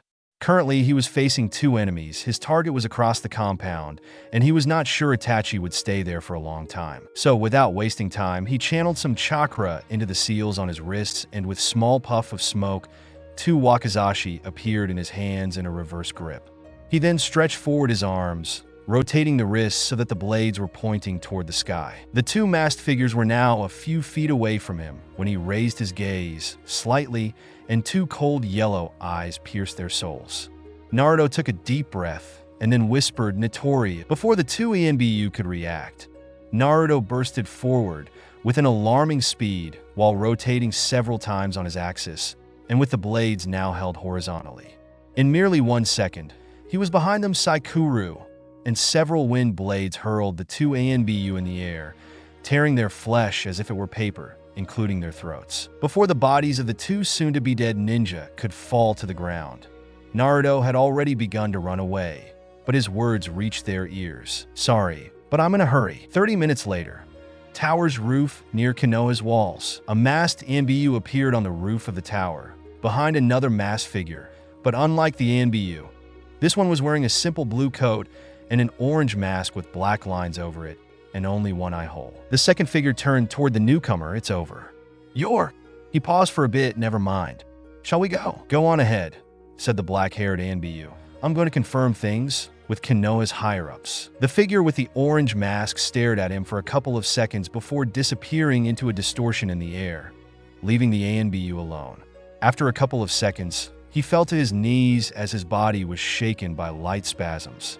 Shortly after, he began to sob while warm tears fell through the eye holes of his mask. Why? Despite the sound of his sobs and the confusing state of his mind, that simple word boomed like a thunder in his ears, and, faster than ever, the ANBU rose while turning to the one who had spoken. It was at that moment that Itachi, for the 3rd time in his life, felt the purest fear squeeze his heart. The first time he had felt such a fear had been during the Kyuubi's attack. Despite his nature and emotional control, the Bijuu's evil aura was easily able to overcome his barriers, and only the love for his little brother helped him withstand that fear. The second time, however, was due to his father, and when he used his Mangekyo Sharingan to show him a future where his father would control the Kyuubi to attack the village again. Though it was only a Jinjutsu, those visions had scared Itachi, and he was not afraid to admit it. Now, the reason he was experiencing that feeling again was a little kid with two yellow eyes that were looking at the deepest part of his soul. Itachi had met Naruto several times, and his eyes had always kept some warmth in them, despite being the eyes of a predator. But now that warmth was gone, and his eyes were cold and sharp. Only the Sharingan was able to intimidate someone without the Ki being added, and Naruto had yet to release his own Ki. "I asked why," repeated Naruto without missing a beat while still glaring at Itachi who, in spite of the fear suffered because of those eyes, had not retreated or had given signs of withdrawing. "My clan was planning a coup. If I had not acted, this village would have ended up in the chaos of civil war," explained Itachi with a calm voice, perfectly masking his anxiety. "That's not what I want to know," said Naruto, narrowing his eyes. "I want to know why you are allied with the person who caused the death of my parents." Itachi widened his eyes in disbelief behind his mask. "What are you talking about? Tell me, what do you know about the night when the Kyuubi appeared and attacked the village?" asked Naruto, tilting slightly the head. "Do not worry about sensitive information. I already know the whole story." Itachi remained silent for a few seconds, but then said, "Your mother had to give birth that night. A member of my clan was an ANBU at the time and told me that many ANBU were assigned to something important, probably your mother's security during that delicate moment. However, something went wrong and the Kyuubi was released. Many witnesses say that during the first part of its attack, its eyes reflected a Sharingan. Because of this particular, my clan started to be marginalized in the village, and this fomented the ideas of a possible coup. That's all I know." Naruto nodded. "It's true. Everything all you've heard is the truth, but you lack details. He looked at the full moon during the time of my birth. A man killed the ANBU who were guarding the place, the wife of the Sandaime Hokage and her assistant, after which he took me hostage. My father saved me, but in doing so he left my mother back and the man took advantage of it to kidnap her and release the Kyuubi." His eyes slowly returned on the form of Itachi. "You already know how it ended, but what you do not know is that the man who kidnapped me and released the fox is the same person who helped you exterminate your clan." A sudden weight crushed Itachi's heart. He had done a lot of research on that individual, discovering that he was Madara Uchiha, who had survived for all these years. However, Itachi was unaware of the whole story behind the Kyuubi's attack, and now he felt incredibly guilty for asking Madara to help him. "How do you know about this?" Naruto merely pointed at his own belly. The Kyuubi was controlled by that man, and it wasn't difficult to recognize his presence. "I see." Itachi looked at the roof before looking back at the blonde. "Do you hate me, honestly?" "No. I cannot forgive you for being allied with that man, but I'm convinced that if you had known the whole story before your meeting with him, you would have never tried to team up with him," said Naruto with a sigh, his eyes now more calm. "What are you going to do now?" "He offered me a position in his organization. It's called Akatsuki," explained Itachi.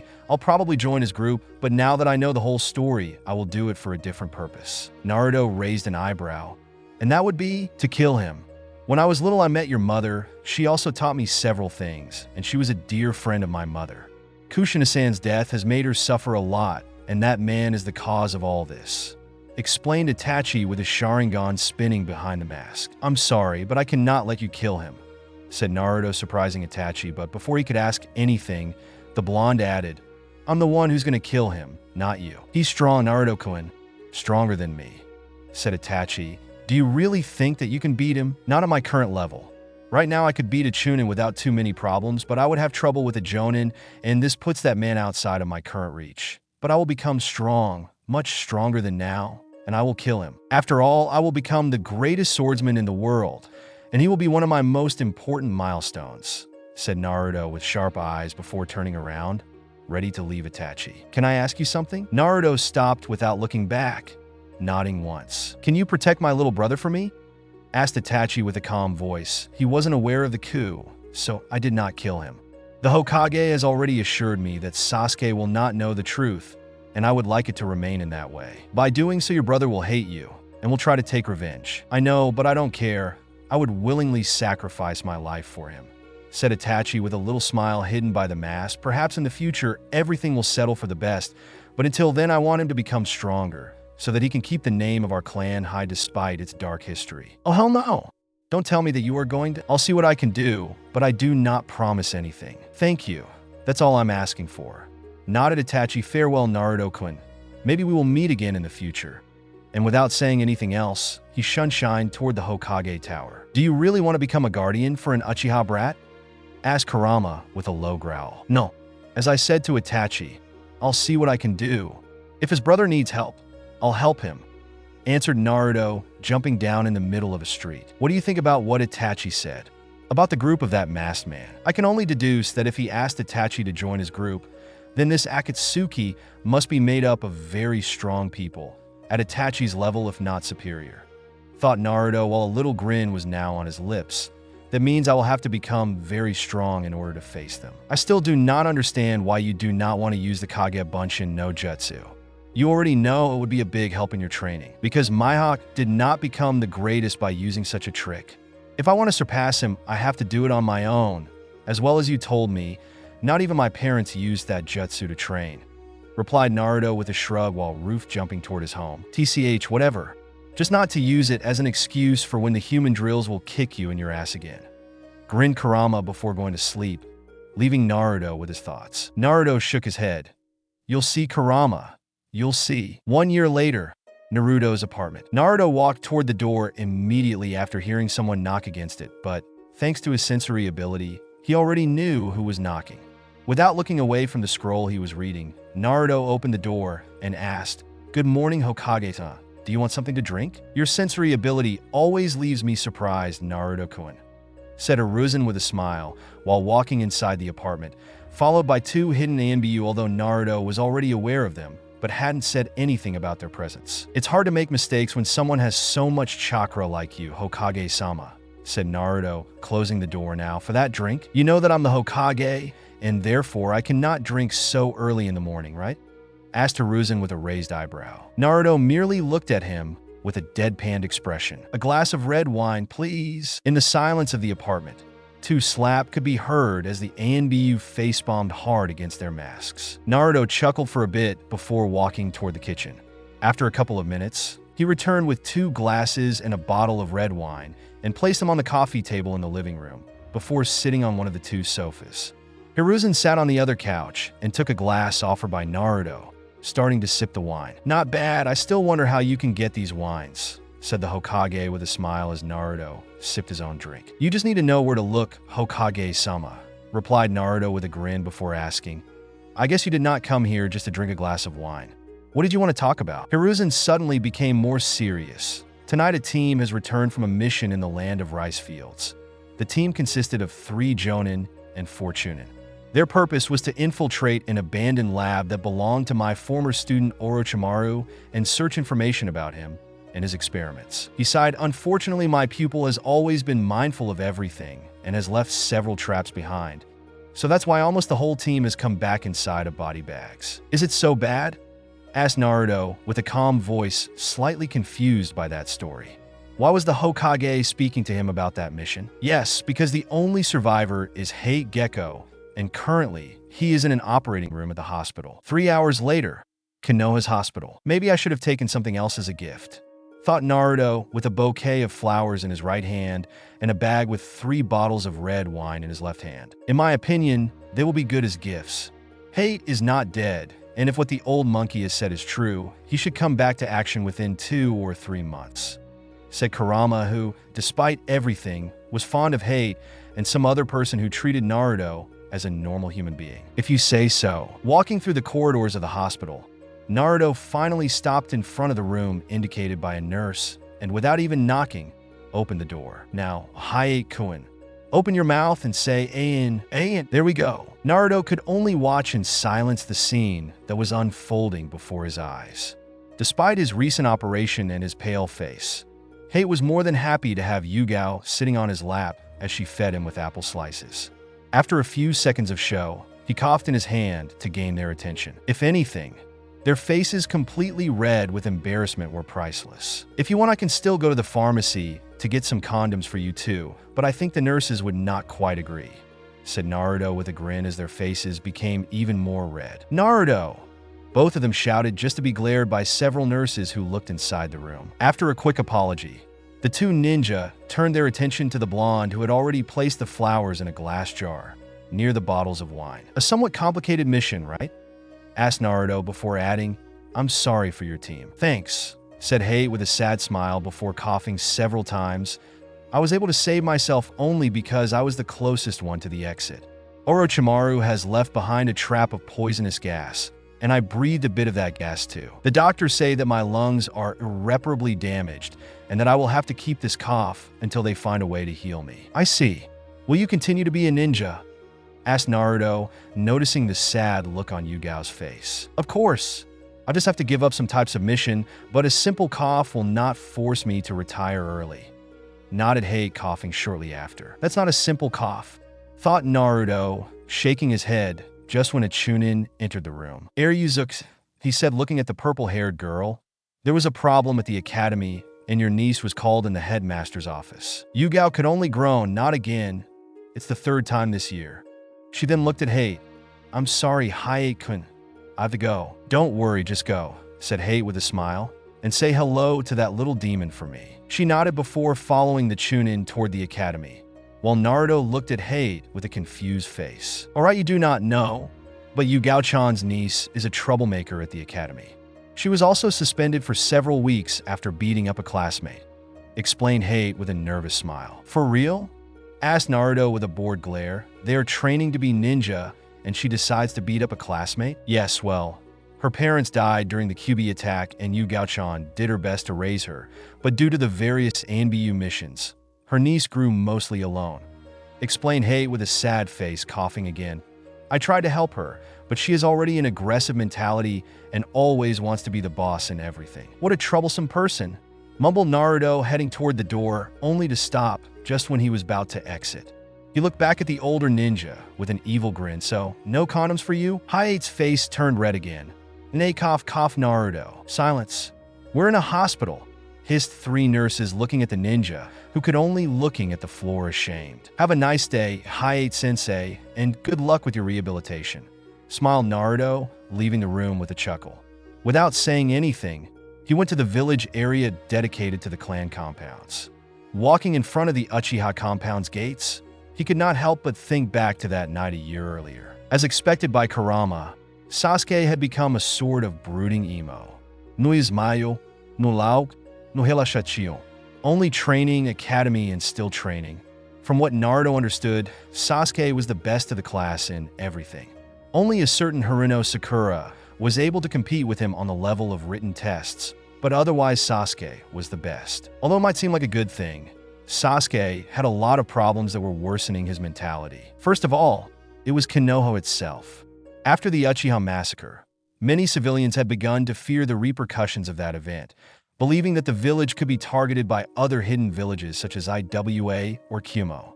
Because of that fear, most civilians had started to see the young Uchiha as a kind of hero who would save them all. Someone also had the brilliant idea of saying around that Sasuke had survived because he had faced and defeated Itachi. Yes, sure, because a child, not even graduated, was perfectly capable of fighting against one of the best ninja in the village in a duel. The second problem was in the academy. While some teachers were still mostly impartial, others had started to help the young Uchiha more, probably in the hope that in the future he would remember their kindness.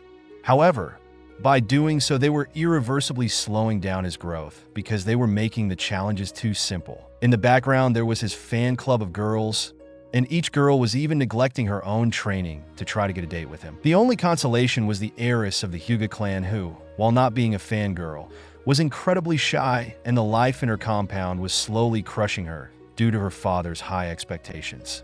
Never a joy, as they say. The last problem, and perhaps the worst one, was Sasuke himself.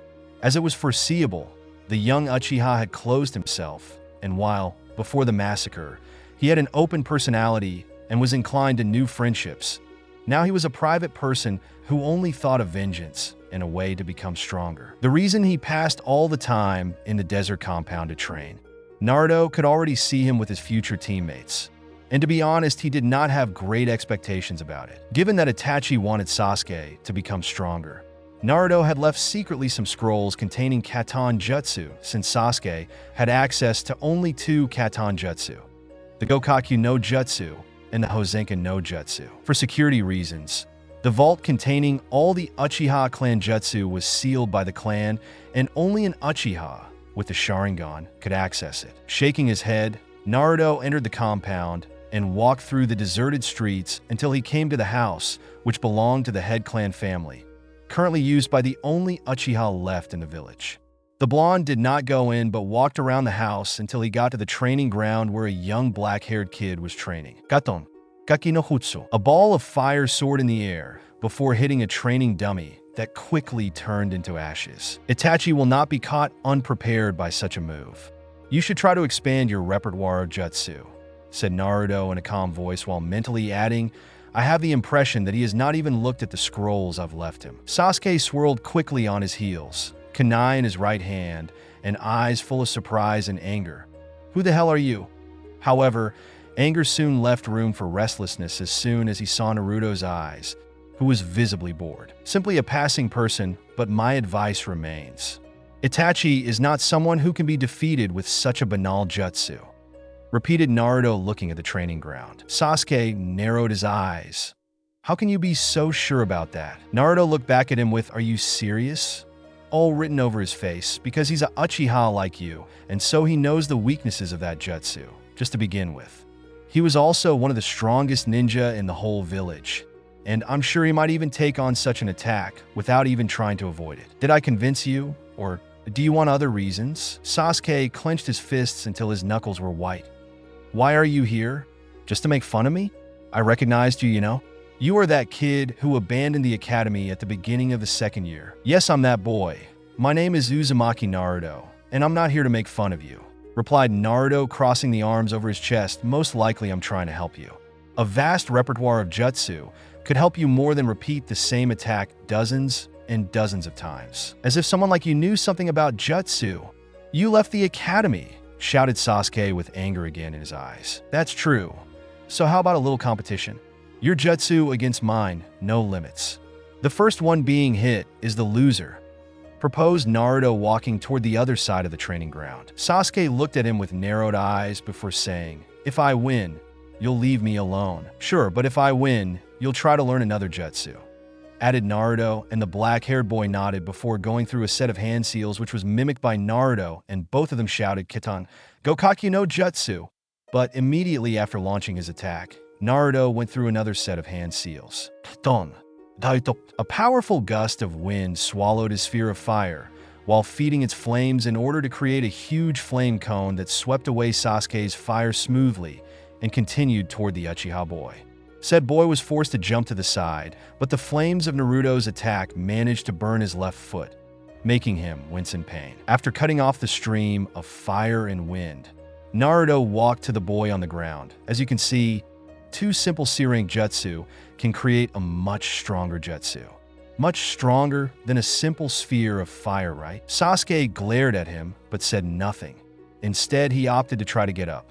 Looking at the devastation derived by that combined jutsu, he couldn't help but agree with the blonde boy. There are also other ways to become strong without having to use a jutsu, said Naruto, gaining his attention. What do you mean? Asked Sasuke before catching a Bakken thrown by Naruto, who had another Bakken in his right hand. Before Sasuke could understand anything, Naruto dashed toward him and made a violent horizontal slash with his weapon. Needless to say, Sasuke did not have the means to defend himself and was thrown to the other side of the training ground, bouncing a few times to the ground. Coughing a bit of saliva mixed with blood due to the impact, Sasuke tried to catch his breath, but Naruto was immediately above him and put the tip of his Bakken over Sasuke's throat. This is what I mean, said Naruto with a cold glare before removing the Bakken. Your brother was an ANBU. That means that he could use a sword and a tanto. Only ninjutsu won't stop him. Why? Are you telling me this? Asked Sasuke with a pained face. Let's just say that I'm keeping the word given, answered Naruto, walking away from the Uchiha boy. I will be back in a week. I hope to see some progress for that time. Sasuke looked at his back until he was out of sight, and with a great amount of willpower, walked back in his house toward the first aid kit for his foot using the Bakken as a crutch. Walking in the living room, He saw 3 scrolls on the coffee table, each one of them with the kanji for fire on it. The black-haired boy looked at the scrolls for a couple of seconds before shifting his gaze toward a family photo on a cabinet. He glared at his brother's face and, without even looking, grabbed one of the scrolls, walking back to the training ground.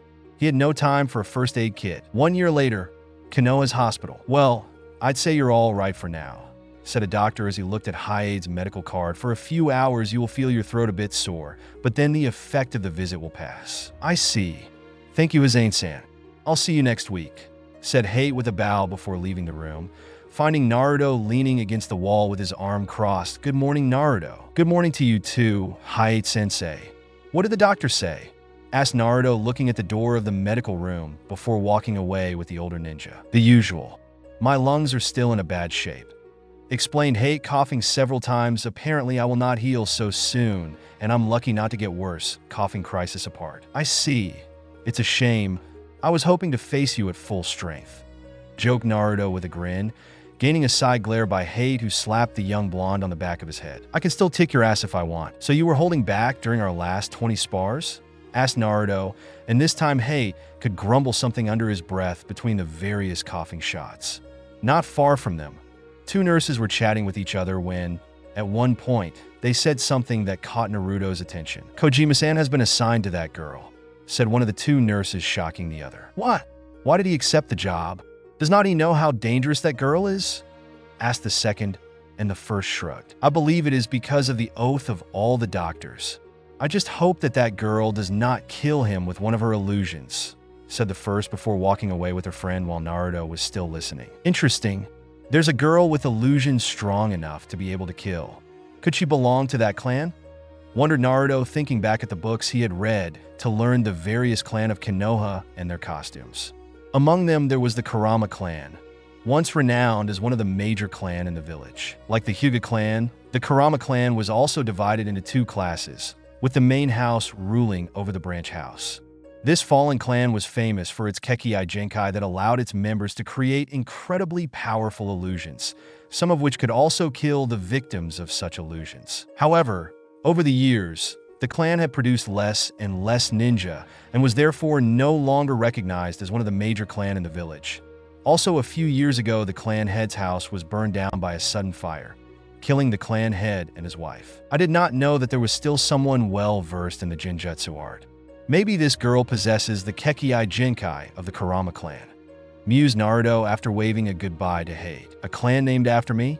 I should feel honored," grinned Kurama in a bed in Naruto's mindscape, "but they are not a major clan, so I will not acknowledge them as worthy of my name." Naruto shook his head, walking inside the Hokage tower, greeting the secretary with a nod. "Is the Hokage available now?" "I'm sorry, Naruto-kun, but right now he's signing." "You can enter, Naruto-kun," thundered the voice of Hiruzen, and Naruto could almost touch the desperation in his voice. Waving at the secretary, he walked in the office where, much to his hidden pleasure, Hiruzen was still fighting against his worst enemy. The paperwork. He is called the Professor and has not yet thought about using the Kage Bunshin no Jutsu to perform his duties, thought an amused Naruto sitting on a chair. "Hello, Naruto-kun. What can I do for you?" asked Hiruzen with a smile before whispering, "Please help. Suzuka-chan has seized my Aika book, and I do not know what to do. This job will kill me." Naruto chuckled a bit before saying, "I'd like to help you, Hokage-sama, but that woman is stronger than me." Hiruzen sighed. "Damn the day when I accepted to be the Hokage." He then looked back at his surrogate grandson with a smile. "So, what can I do for you? Do you need something for your training?" "No, Hokage-sama. My training is going well," said Naruto, thinking at his current training in the use of the adamantine sealing chains. As provided by his training schedule, Naruto had changed subject each year to become stronger. The first year was used to strengthen his body by training also in surviving and taijutsu. The second year was used for kenjutsu, while the third for ninjutsu. The fourth, however, was entirely devoted to an art for which his parents were famous, Fuinjutsu. As expected, Naruto had been able to learn well the various concepts at the base of that art, and had already reached the 5th level, the same level of Hiruzen of 10 expected to become a seal master. Now this soon-to-be 11-year-old boy was trying to understand and master the famous jutsu of his mother's clan, the adamantine sealing chains. Contrary to what many believed, such special chains were not a Kekkai Genkai, but a form of Fuin jutsu that only the Uzumaki clan could create, even if not all members were able to create them. Kurama had told him that his mother was the first to succeed in creating those chains after Uzumaki Mito, the wife of the Shodaime Hokage. However, Naruto was finding great difficulty in creating them. Obviously, he had just begun training in that field, so he did expect to master that jutsu in a few months. After all, he had a whole year ahead of him to practice and improve himself with those chains. I see. Then what do you need? While I was at the hospital, I heard two nurses speak of a certain girl as they wished a certain doctor not to be killed by one of her illusions. Explained Naruto with a calm face. As it may seem to be an exaggeration, I am aware of the existence of the Kurama clan and their Kekkai Genkai, the only thing that could kill someone through illusions. By accident, you know who they were talking about. Hiruzen looked at his surrogate grandson with a serious face before sighing. Yes, they were talking about Yakumo Kurama, the heiress of the Kurama clan. His father was the clan head, but he died in a fire with his wife 2 years ago, though Yakumo's story is a lot more complicated and serious than it seems. Seeing Naruto's curious face, Hiruzen motioned for his ANBU to leave the office. Once they left, he activated the privacy seals of the room. Although in a completely different context, you're not the only one with something inside of your body. Naruto widened his eyes in surprise. That was definitely interesting, especially since he was the only Jinchuriki of Konoha. While you are a Jinchuriki and you have the Kyuubi inside you, she has something that could be associated with a double personality. Yakumo is a calm, gentle, and confidential girl, but this Ito within her is an evil entity that can control her body and use her power to hurt other people. Explained the old Hokage years ago, her parents came to me to request a tutor to follow their daughter, since her body was too weak for the life of a ninja.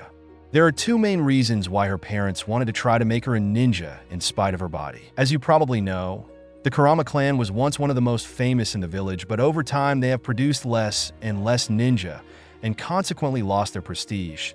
Yakumo's father wanted to use her skill in the art of Jinjutsu combined with their Kekkai Genkai to bring back the Kurama clan as one of the most prestigious. Another man greedy for power and money asked Naruto with a semi-bored face. More or less, but while he wanted to bring his clan back to the greatness of the past, he really loved his daughter, and this brings us to the second reason for their decision. Apparently, she had seen your friend Rock Lee train with his future sensei, Might Guy, and noticed how their situations were incredibly similar. Rock Lee was only capable of fighting with taijutsu, and she was good only with jinjutsu, so if he could become a ninja using only his taijutsu, maybe she could do the same thanks to her illusions. In the end, I accepted their request, and I asked Kurenai Yuhi to be her tutor, but unfortunately it did not go as hoped by Yakumo. Continued the Hokage with a deep sigh while picking up his pipe. What happened? The Ito took control? Asked Naruto, but the Hokage shook his head. Unfortunately, Kurenai had just been promoted to Jonin rank and had not yet much experience, so I was hoping that being the tutor of a single girl could help her, but in the end she was not up to the task and tried to persuade Yakumo to abandon her dream to become a ninja. Keyword tried, explained Hiruzen, puffing a circle of smoke. Yakumo refused to give up her dream, and so Kurenai was forced to seal all her powers. Unfortunately, the Ito has managed to overcome the seal and, using Yakumo's body and powers, created the fire that caused the death of Yakumo's parents and other members of the Kurama clan. At least this is what we have been able to understand from memories of the corpses, not completely carbonized. Since then, she has been locked up in a room in her clan's mansion, and regularly a doctor goes to her to ensure her health, but her personality, now cold and even violent with most of the medics, keeps the doctors away. Interesting, mused Naruto, looking at the sky outside the window. Do you think it is possible to meet her? I'm sorry, Naruto, but I do not think it's a good idea. At this moment, she is highly unstable, and although I want to help you, I could give you the secret to defeat the paperwork forever, said Naruto with a little grin, leaving Hiruzen with wide eyes and the pipe now on the floor. You're lying. I never lie. Hiruzen gulped. Are you serious? Forever? Forever. Deal, shouted Hiruzen, grabbing an empty scroll. In a couple of minutes, he wrote some things on the scroll and handed it to Naruto. With this scroll, the ANBU and the remaining members of the Kurama clan will let you pass. Now, tell me the secret to defeat this beast. It's very simple, Hokage-sama, said Naruto, grabbing the scroll before walking toward the door. Kage Bunshin no Jutsu. And with that, he left the room. However, when he was out of the building, an evil laugh echoed through the village. Finally, I defeated the beast. Take this, Inoki. I did it before you. Tsuchikage office. A powerful sneeze swept away all the documents from the Tsuchikage's desk. Damn it, stupid goddamn sneeze, shouted a short man with a big nose.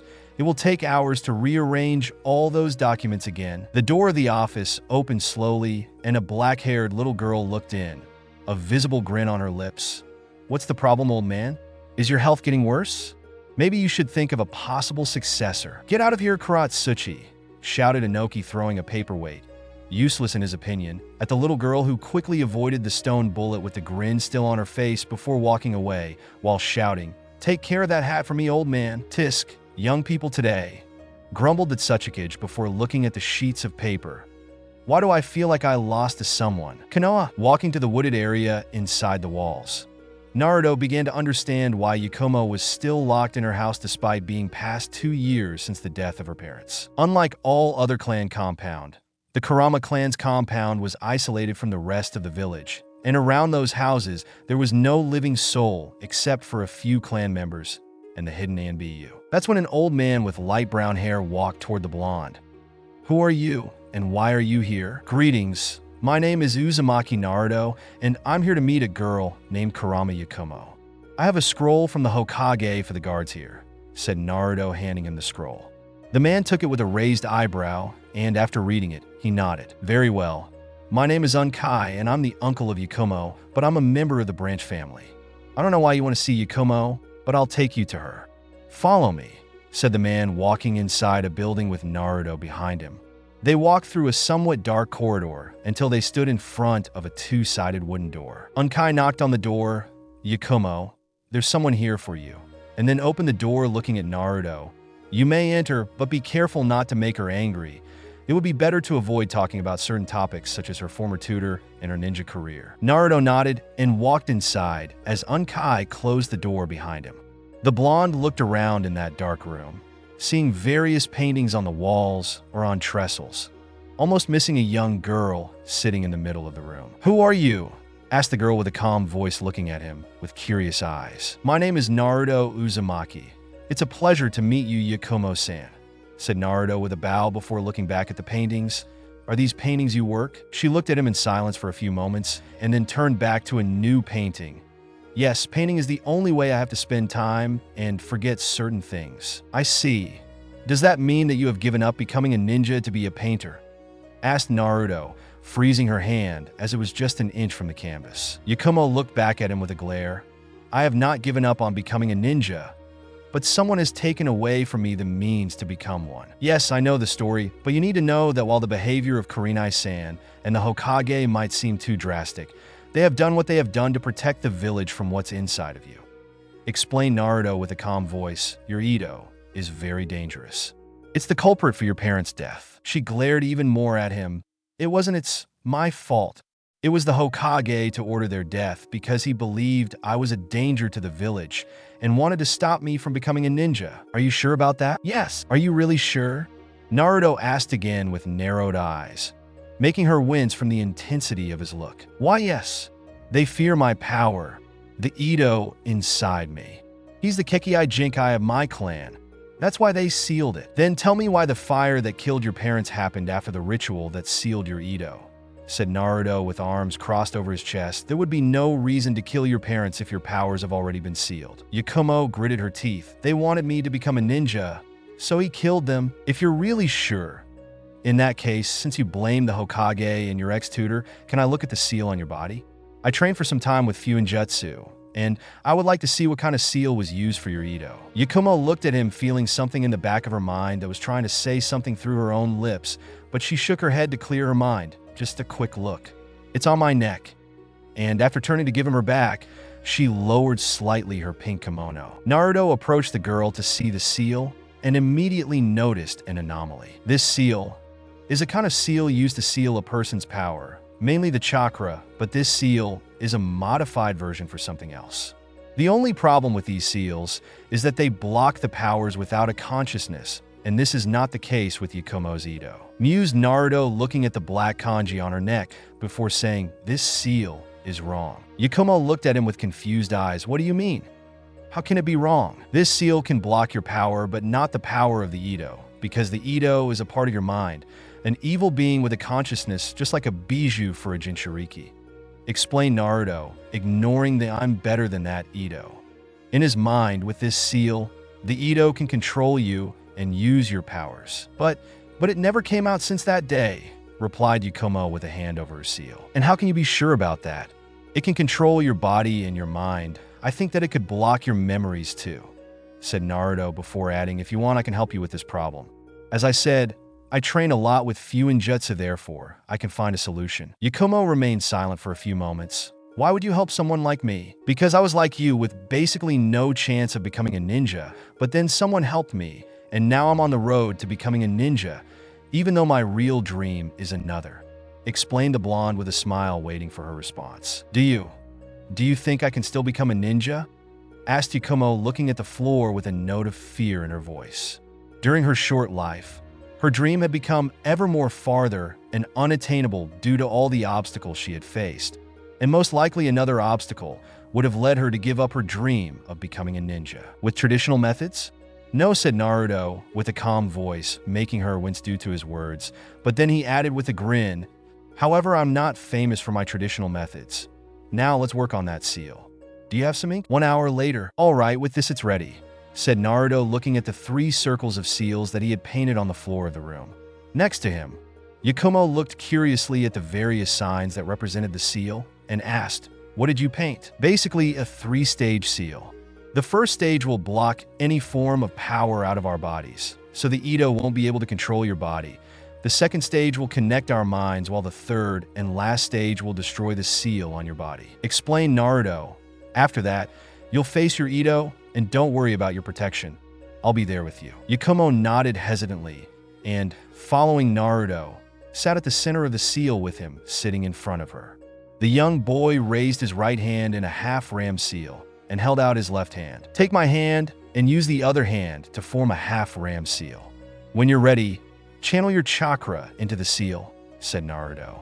Yakumo closed her eyes and, after a moment, nodded, and so both of them channeled their chakra into the seal. Upon opening her eyes, Yakumo found herself on a beach by the sea with a forest of black trees not far away and several rocks floating midair. "Interesting," said Naruto behind her. "The beach, the sea, the forest, and this island are a part of my mindscape, but the floating rocks and the sky are your doing." "The sky?" She looked up and widened her eyes in surprise at the colors of the sky, since it was a perfect mixture of violet, black, red, and blue. Watching carefully, she also saw several paintings placed on the floating rocks. "So, what now?" asked Yakumo, looking back at Naruto, but he was staring at the forest with narrowed eyes. "Now you'll kill this pathetic boy. You don't need him. I'm the one who will help you," hissed a cold voice from the forest, and looking in that direction, Yakumo looked in horror at a figure with clothes and hair similar to her own, but with the features of a demon. The monster seemed to notice her fear and grinned, showing even more its sharp fangs. "What's the problem, Yakumo? Afraid of your power now?" "Aido?" asked Yakumo, taking a step back. The demon grinned even more. "Yes, Yakumo, it's me. Now, be a good girl and take this human out of your mind. He just wants to hinder you just like that woman." Naruto merely looked at the Ito with bored eyes, still trying to manipulate her. "You're indeed the dark side of her mind." "I'm not manipulating her. I'm helping her," said the Ito, looking at him with hatred. "She needs me and no one else. That woman discovered me and immediately tried to seal myself to separate me from Yakumo." Then the demon noticed the little grin on his face. "What's so funny, human? You said it. That woman tried to seal you," repeated the blonde with the grin still on his lips, while Yakumo looked at the Ito with a mixture of fear and confusion. "Kurenai-sensei didn't seal you," Yakumo whispered. The seal wasn't the right one, just as Naruto said, and by taking advantage of this particular, you have controlled Yakumo's body and her parents have died because of you. concluded Naruto. They were in favor of the sealing and to think that our father wanted to bring the Kurama clan back to its past splendor. Growled the Edo with pure hatred in its eyes. That day you were so willing to show them your potential, and I could not resist, so I helped you. That day, repeated Yakumo before widening her eyes in horror. The day they died in that fire. Yes, don't you remember? Asked the Edo, gesturing toward a black painting. The strange black substance began to melt, showing the underlying painting, and Yakumo stared in disbelief at the painting of a burning house. Casting Jinja through painting another reason for which you could have become even stronger, said the Edo with a grin before looking back at Naruto, who had the same bored look on his face. Now, it's time to end this farce. I could not agree more, growled an amused voice behind the Edo, freezing it on the spot. Slowly, the Edo turned its head and then widened its eyes at the sight of a huge fox with 9 tails and red eyes. Double what? So you're one of the reasons why the Kurama clan has not returned to its former glory, huh? Asked Kurama with a wide grin while Yakumo stared at the bijou in awe and fear. Without blinking, the giant fox raised a paw, destroying some of the floating rocks. I think that you're a really big, harmful hindrance, and hindrances must be destroyed. With all her strength, Kurama crushed the little demon with her paw, ignoring the blue flames spat out of the Edo's mouth, thus creating a huge shock wave that sent Yakumo in the ocean, while Naruto used a mental version of chakra to withstand the attack. Thank you for the help, Kurama, but I think that Yakumo is the one to have to put an end to this, said Naruto with a little grin. The bijou looked down at him and snorted, I know, even though I must say that I would have liked to kill it on my own. And in an explosion of red chakra, the fox turned into her human form, starting to fly toward the castle. I'll take a nap. Do not disturb me. Naruto shook his head and walked toward Yakumo, who was coughing salted water mixed with sand. Are you okay? More or less, coughed Yakumo, before looking at the forest with confused eyes. The QB. Where is? She want to take a nap? Don't worry. Naruto reassured her with a little smile before pointing at the paw-shaped crater. There's something you must do now. Still confused by his words, she walked with him until they spotted the form of the Edo at the bottom of the crater with its limbs bended in an unnatural way and most of its teeth shattered. Swallowing hard, Yakumo began to descend toward the Edo, holding in her hands a small kunai that she always carried with her in the sleeve of her kimono, a habit that she had taken years before and which she had not abandoned yet. Murmured the Edo, looking at the girl. I can help you. I'm the only one who can. You lie. If you really wanted to help me, you would not have killed my parents, said Yakumo, switching to a reverse grip of his weapon. I was and still weak, but I can still be strong, and I'll do it without you. And with a quick and precise movement, she stuck the kunai in the demon's forehead that screamed in pain, and its face opened in two, revealing a second face blue and black, but with no features and 2 eyes completely red. The Edo roared for the last time, and the face grew in size, trying to swallow Yakumo, but eventually it dissolved in the air with the demon's body. Yakumo stood on her knees, breathing hard with the kunai still tight in her hands as Naruto walked behind her, placing a hand on her shoulder. You did well. Thank you, nodded Yakumo with a tired smile, which vanished almost immediately. I'm such a stupid. Seeing Naruto arching an eyebrow, she continued, for the last years I hated with all my heart the Hokage, believing that he was behind the deaths of my parents, when I was actually the one who killed them. Wrong, said Naruto, surprising her. The Edo killed them, not you. You were emotionally unstable due to what happened with your former tutor, and this allowed the Edo to act. She nodded slowly, not entirely convinced, but his next words caught her attention. So, do you still want to be a kunoichi? Yakumo looked up at him. What? I asked if you still want to be a kunoichi, repeated Naruto with a calm voice. As I said, you can't become a ninja with traditional methods, but I can help you with that. I might also ask the Hokage to place you in my team once we graduate at the academy. Obviously, missing 2 years at the end of the academy, I will not be able to make you the strongest, but I'm convinced that you will be a great genin by the end of our training, much stronger than the fangirls who are still at the academy. Yakumo stood there, looking at Naruto with hope in her eyes. Would you really help me? Yes, there is no reason why I should not, said Naruto, helping the girl to get on her feet. Maybe you do not know, but years ago, I met Rock Lee, and I pushed him even further to become the best taijutsu user of the world. My guy then took him under his wing a year later, and since then he has improved even more. Just as he's improved, You can improve too. Yakumo smiled with teary eyes and nodded vigorously, following him out of the crater where, suddenly, a huge amount of weapons fell from the sky, making her almost jump out of her skin. "Now choose," said Naruto, looking back at the girl, who was confused by his words. "Double what? Choose a weapon. You're a strong Jinjutsu user, but your body is weak and your Taijutsu is weak as a result. With a weapon, I can train you better while also training your body until we find a decent Taijutsu style for you," explained Naruto, looking at her body and then at the weapons. Yakumo frowned a bit upon hearing his explanation, but nodded while looking at the weapons, which were a lot, going from a simple sword to a scythe with knives, spears, whips, shields, great swords, and so on. Suddenly, her eyes paused on what was supposed to be a sword, but unlike a common katana, the double-edged blade of that weapon was perfectly straight and slender.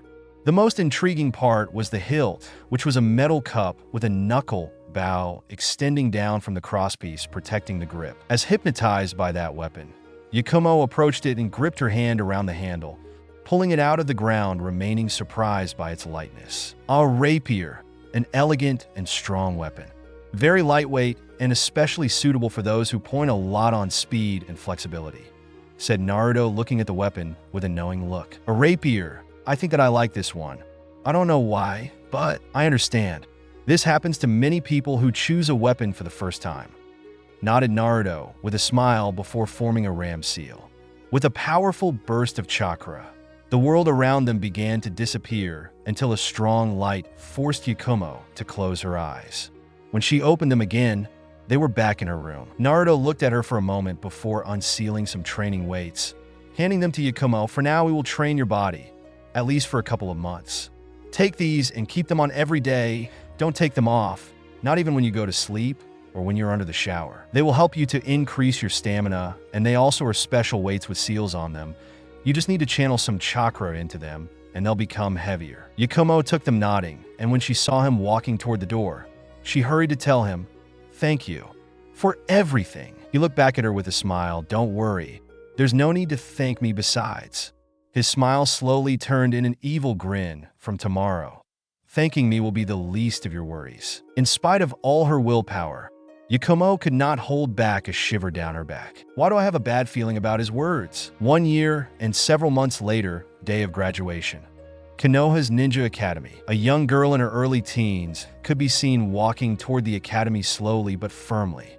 Her long brown hair swayed at every step as her eyes of the same color looked at the people around her, stopping from time to time on someone who greeted her so as to return the greeting with a smile. Yakumo still could not believe it. She was about to take on the final exam of the academy. Thinking of what happened in the almost past 2 years, it wasn't really impossible to conceive the fact that she had gone from being a weak girl closed in a room to one of the most promising kunoichi of her entire generation. And all this thanks to a blonde boy who had helped her out of the blue. Naruto had kept his word since the first day of their joint training.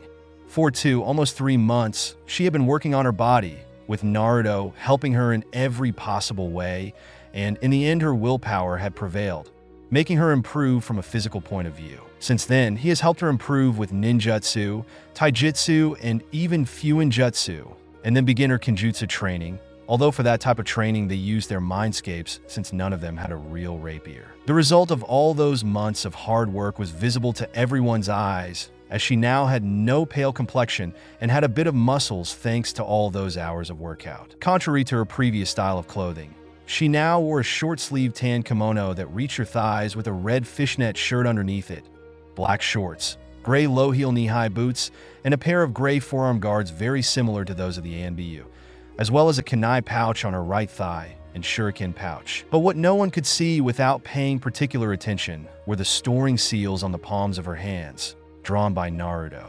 In each seal, several kunai and shuriken were stored for quick use, but she was near to draw her personal seals so that she could store other stuff. Reaching the academy, she leaned to the wall near the entrance, waiting for Naruto, who was supposed to get there shortly after her, as he had to go to the Hokage to retrieve a document necessary for their exam. Thinking about the Hokage, she could not help but smile. After finally apologizing to the Hokage for thinking bad of him, the old leader had become a grandfather figure for her, and had also helped Yakumo study some village laws since she was the heiress to her clan anyway. Obviously, being finally free from that horrible beast that was the paperwork. Hiruzen had also started testing both Yakumo and Naruto.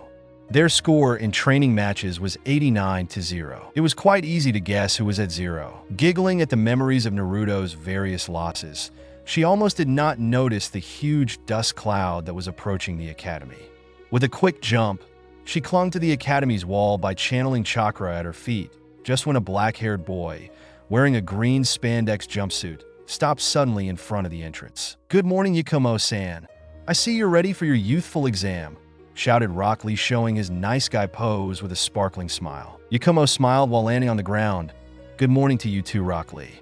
"Yes, I'm waiting for Naruto, since he has to take a document for us." "Yash, my youthful friend and male rival will surely be able to surpass this test. And the same goes for you, my youthful friend and female rival," shouted Rock Lee with flames in his eyes, making her sweat drop. Thanks, Rock Lee.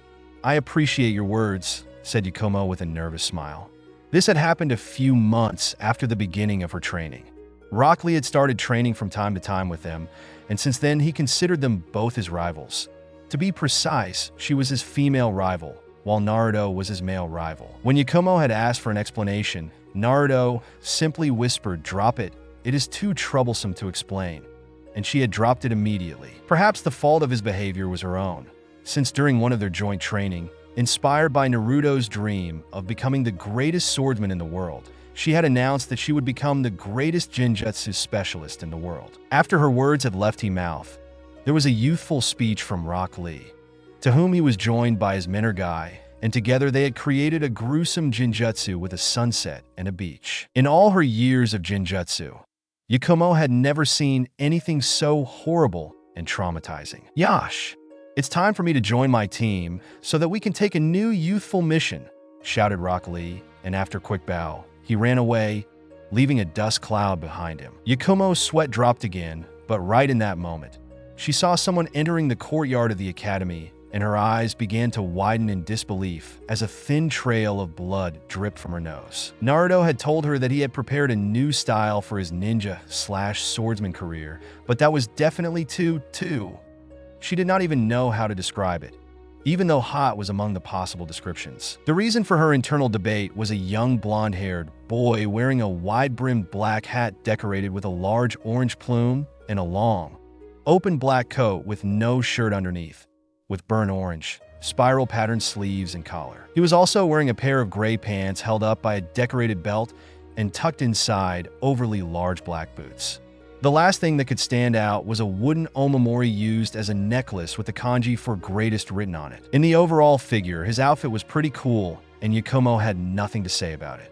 The only small, insignificant, and banal detail that could cause some problem to her, and probably to every single woman in the village, was his perfectly visible six-pack, and the blood flowing from her nose was a clear sign of her, though not admitted. Appreciation. "Good morning, Yakumo.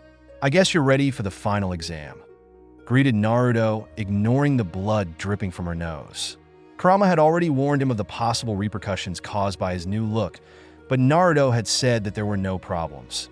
In the end, Mihawk always dressed in that way, and yet he had never had any problems with women. Why should it ever be different with him? Why yes, Naruto. "I'm ready," nodded Yakumo, while wiping off the blood from her face with rosy cheeks. "Good, then we can enter. The exam is about to start," said the blonde swordsman in training, before entering in the building with Yakumo behind her. Walking through the corridors of the academy, and ignoring the various looks full of lust by some girls and women, Naruto could not help but think back to the 6 years that had passed since that fateful night. During those 6 years, he had encountered several interesting people who had bonded with him, in one way or another, such as Rock Lee, Yakumo, Yugao, and Hate. With Rock Lee, he had formed a bond of friendship, but between them was also born a kind of rivalry, and after their first meeting, they had fought against each other hundreds of times. Yakumo was a precious friend, companion, and student who had also helped him with Jinjutsu, because, due to the huge amount of chakra inside him, Naruto was not able to improve too much in that field. Yugao and Hate were his teachers and mentors, and Naruto could always count on them for anything, an additional reason why he had introduced them to Yakumo, who had become a new student for Hate, much to the man's happiness. Of course, the one thing he was most proud of was his progress in becoming the greatest swordsman. After the first 5 years, where he had changed the subject of his training every year, the 6 had been used to recover everything, adding even lessons of Jinjutsu with Yakumo. After his last sparring match with the Hokage, a week earlier, Hiruzen had complimented the young boy for his willpower and progress. Though he did not show it too much, Naruto had felt incredibly happy to hear those words. After a few minutes, the two stopped in front of the door indicated by a teacher, and Naruto knocked a couple of times. Upon hearing a voice saying "Enter" from inside, he opened the door and walked in with Yakumo. Immediately, any kind of chatter in the class stopped suddenly, and all the students, along with the two teachers, observed the two newcomers, though in the case of the girls they mostly concentrated on Naruto's bare chest. "Good morning," said Naruto, walking toward the two teachers. "Which one of you would be Yumino Irika?" That would be me. Can I help you?" asked the scarred man, feeling uncomfortable at the sight of Naruto's eyes. Said boy simply handed him the scroll received from the Hokage and then waited with Yakumo while Irika was reading the scroll, his eyes nearly popping out of their sockets. After a few minutes, the Chunin turned to the rest of the class. Students, please give your welcome to Uzumaki Naruto and Kurama Yakumo, who will join us today for the final exam." "What?" yelled almost the whole class, with some of the students visibly outraged by the news. "That's not fair," shouted a boy with a white dog on his head. "That loser has left the academy during the first year." "Well, that may be true, but apparently it was the Hokage himself to suggest that so that he could personally train Naruto," explained Irika, reading the scroll. While Yakumo could not enroll at the academy due to her poor health, but apparently she had a recovery in recent years, and thanks to her personal tutor, she was able to get ready for today's exam. The boy with the dog grumbled something under his breath, while others merely glared at Naruto for being the pupil of the Hokage. Naruto, on the other hand, looked at them with bored eyes until he spotted a familiar black-haired boy who was looking back with the fingers interlaced in front of his face. Sasuke Uchiha, despite still being a lonely and arrogant emo, had improved a lot in the last 2 years, and the proof was evident in the fact that many teachers already thought that he was already at the level of a Chunin. Although his clothes did not change much, he had exchanged his white arm warmers for a pair of white forearm guards with the Uchiha clan's crest on both of them, with the addition of blue fingerless gloves and, much to Naruto's interest, a simple katana with black sheath and the crest of his clan on the hilt. Naruto walked to the bottom of the room with Yakumo and sat down as Irika and his assistant, Mizuki, began to deliver a sheet of paper to each student. What no one seemed to notice was the look of hatred Mizuki had addressed to Naruto. "So the demon is back, and I thought he would give up being a ninja forever. Well, who cares? No matter if he will fail or not his exam, I still have my ace in the sleeve to obtain the Scroll of Seals," thought the white-haired man while looking at a certain girl with a sick grin. After the written part of the exam, which Naruto said was incredibly boring, the entire class had gone out into the courtyard of the academy for the Taijutsu test, where each student was to be able to resist for 5 minutes against an instructor or push him out of the ring. When Naruto's turn came, he found himself against Mizuki, who had a very disturbing smile on his lips. "Let's see what you can do, demon," thought Mizuki, looking at the blonde, who simply stared at him with bored eyes. When Irika shouted the start of the match, Mizuki ran to attack the younger boy, trying to hit him with a wide hook, believing that it was more than enough to defeat the Jinchuriki. Unfortunately for him, Naruto was not such an easy prey. Without even blinking, Naruto avoided all the punches of his opponent, stepping back each time until he was on the edge of the ring. In that moment, Mizuki tried to hit him with a jab, but Naruto lowered himself while rotating on his axis and gripping his arm with both hands. Before Mizuki could react, Naruto threw him over his shoulder on the ground back first, with enough strength to knock the air out of his lungs. Irika widened his eyes in surprise and began to write something on his clipboard. "Double done, Naruto.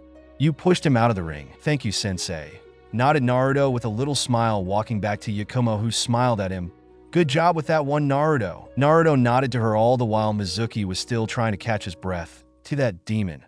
What is this strength?" Soon after, the students returned to their classroom, and Irika started calling them one by one to perform the 3 requested jutsu. Naruto looked out of the window until the name of Yakumo was called.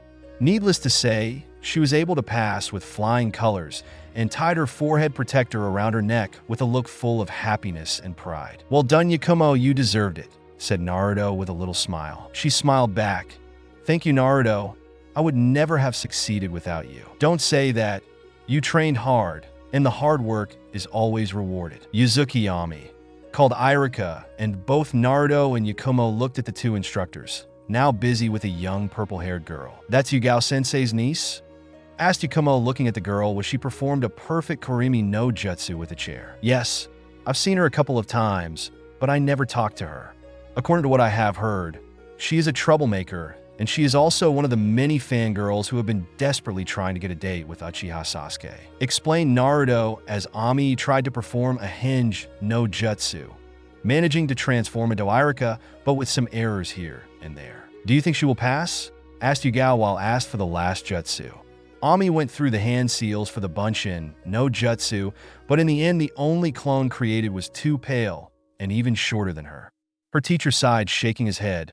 I'm sorry, Ami, but I cannot promote you. In the written part, you barely got the score required to pass, and in the taijutsu part, you only lasted for 2 minutes. That is you answer, said Naruto with no trace of sadness in his voice while looking at Mizuki, who was trying to convince Irika to let her pass, but without success. He was sorry that his sensei's niece had not passed the exam, but by the way he understood, Ami did not even train much during the academy years. Half an hour later, Naruto and Yakumo left the building where there was a waiting crowd of parents and friends of the various students, ready to welcome the new genin, but also those who could not pass the exam. Glad to see you too with that headband, said a male voice to their left. Hi, Sensei, smiled Yakumo, walking toward the swordsman. It's been a while. Sure it is, said Hate with a smile, coughing a bit. I just came back from a mission and thought about going here to see if you were able to pass. Did you have any doubt by chance? Asked Yakumo with narrowed eyes. Oh yeah, a lot of doubts, said Hate with a grin before being punched on the shoulder by the girl. Still, it is right to congratulate you. You have come a long way. Thank you, Sensei. The two genin said with a bow, but then Naruto added, I'm sorry to say that the same cannot be said for Yugao's niece. Hate looked at him surprised, but then the meaning of those words became clear in his mind. I see. Do you know where she is? Naruto simply pointed at the swing hanging from a tree in the yard, at the farthest point from them. On the swing, Ami was trying to swing alone with a sad expression, not caring about the others. Hate looked at her from afar with a sad look without knowing what to say. Maybe I should leave her alone for now. If I talked to her, I would risk making the situation worse, said the man, scratching his head.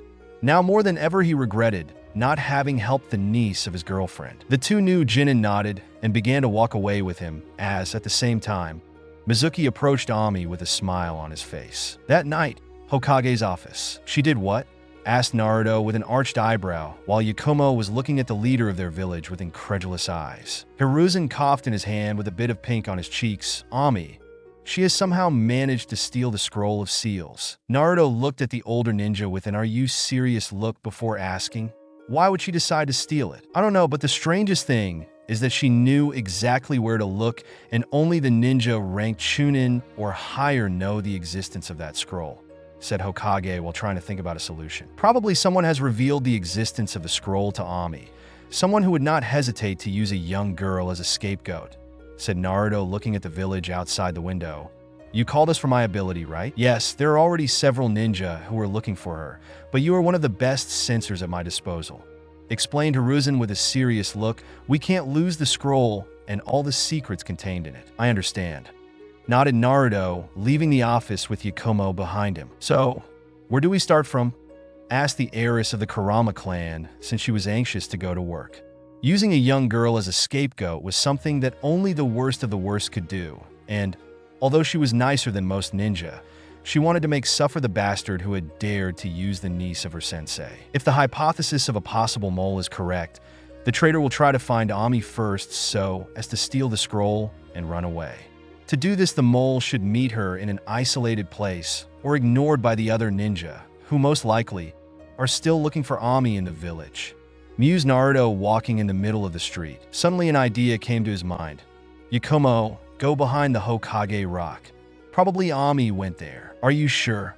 Asked Yakumo, a bit confused by this sudden intuition. Wait, what about you? I need to take something from my house in the event that we will have to fight against someone, explained Naruto with a little grin before shining toward his apartment, leaving behind a sighing Yakumo. Well, no reason to stay here and waste time. Better get started, said the young girl, shining toward her own destination. 30 minutes later, behind the Hokage rock, "Ga, Irika-sensei!" shouted Ami as Irika was pinned against a tree by a volley of kunai. "Weak as always, Irika," mocked Mizuki, standing on the branch of a tree. "Teaching at the academy has made you soft." "Mizuki, what's the meaning of this?" shouted back Irika, removing the kunai from his body as Ami was looking at the white-haired Chunin with confusion. "And Mizuki-sensei? Well, hello, loser. You look surprised."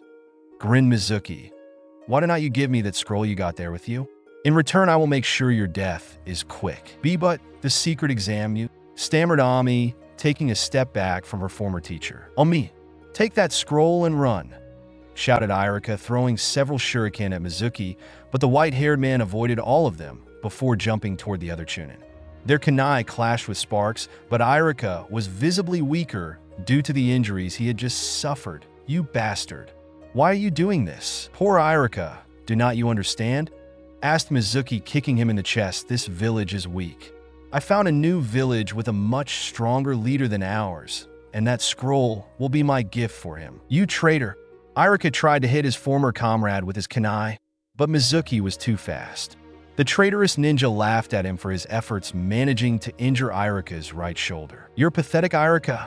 Look at you, bleeding and cursing on the ground while trying to defend a completely useless girl," laughed Mizuki, cutting his left cheek, and thus forcing him to jump away in order to avoid another slash. "Why are you defending her? She has no talent, and is a miracle that she has managed to reach the last year." "Shut up. She isn't useless. She's one of my students, and I'll be damned if I left one of them in the time of need," yelled Irika, looking back at Ami. "Run away, Ami. I'll try to slow him down." "Yes, Ami, run just as a good-for-nothing like you would," added Mizuki, avoiding 3 shuriken. "Once I'm done with him, you'll be next." Ami was now crying, scolding herself, having fallen to such a trap. But in the end, she had accepted Mizuki's proposal, driven by the desire to become a ninja like her father, dead by protecting her and her mother from some rubble during the attack of the Kyuubi. Her mother's younger sister, Yugao, had joined the ANBU at a young age and therefore could be with her as she would have liked. So Ami had found herself alone most of the time, becoming a bully at the academy to not be completely isolated. Now she only felt stupid for not having made much effort during her studies and training. "I won't run. I'm not useless," shouted the young girl, reaching for her shuriken pouch and grabbed scroll. With a quick pulse of chakra, she unsealed the gift she had received from Yugao and her boyfriend for her 10th birthday, a tanto with the sheath being black with violet flowers painted on it. "Oh, so you want to fight?" Don't make me laugh," yelled Mizuki, kicking Irika away before grabbing one of the 2 Fuma shuriken on his back, making it spin quickly with his right hand. Mizuki threw it, aiming at Ami with all his strength. "A pathetic girl like you is unworthy of being called Kunoichi, so shut up and die." Despite the tears in her eyes, Ami managed to grin. "You should have arrived sooner, Mizuki team. You gave me time to look in the scroll and learn something." And then the Fuma shuriken passed through her, but her body faded instantly, surprising the 2 Chunin. "Bunshin no jutsu?" "No, that jutsu was something else. It gave me the feeling of it," thought Mizuki before widening his eyes while spinning on his heels in order to block a slash from Ami, who was now behind him with a grin still on her face. "Sukunsin no jutsu? How did she learn it? A simple jutsu like that should not be in the scroll of seals," thought the white-haired man, pushing her away, while Irika looked at this former student with wide open eyes. "That wasn't a simple Shunshin no jutsu. She used an afterimage. Then that must be Zanzo Bunshin," said Ami, jumping back from her opponent. "A jutsu used by a certain Shursui Uchiha. Apparently the Hokage thought that was necessary to write it in the scroll." "You little bitch," growled Mizuki, running toward her and kicking her in the midsection, throwing her against a tree. As she fell to the ground, she coughed blood mixed with saliva and tried, without success, to get up. "Damn it, I had to repeat that jutsu several times to learn it. My muscles are driving me crazy, and I can barely move," thought Ami, gritting her teeth due to the pain. "Well, I have to admit it, you managed to surprise me, but unfortunately for you, I have no more time to lose, so I have to kill you now. Farewell," grinned Mizuki, throwing a kunai at her down form while Irika screamed for her to move. Almost in slow motion, the kunai blade pierced the skull of the girl, splashing blood on the ground in front of her as her body stiffened, remaining completely immobile. "Am I?" yelled Irika now with tears in his eyes, while Mizuki laughed at the sight of the dead body of Ami. "I'd love to stay and chat with you, Irika, but my master is waiting," grinned Mizuki, walking toward the corpse of Ami, who had the scroll of seals strapped to her back. However, when his fingers touched the body, Ami vanished into nothingness, confusing the white-haired man. "What the? Are you okay, Irika-sensei?"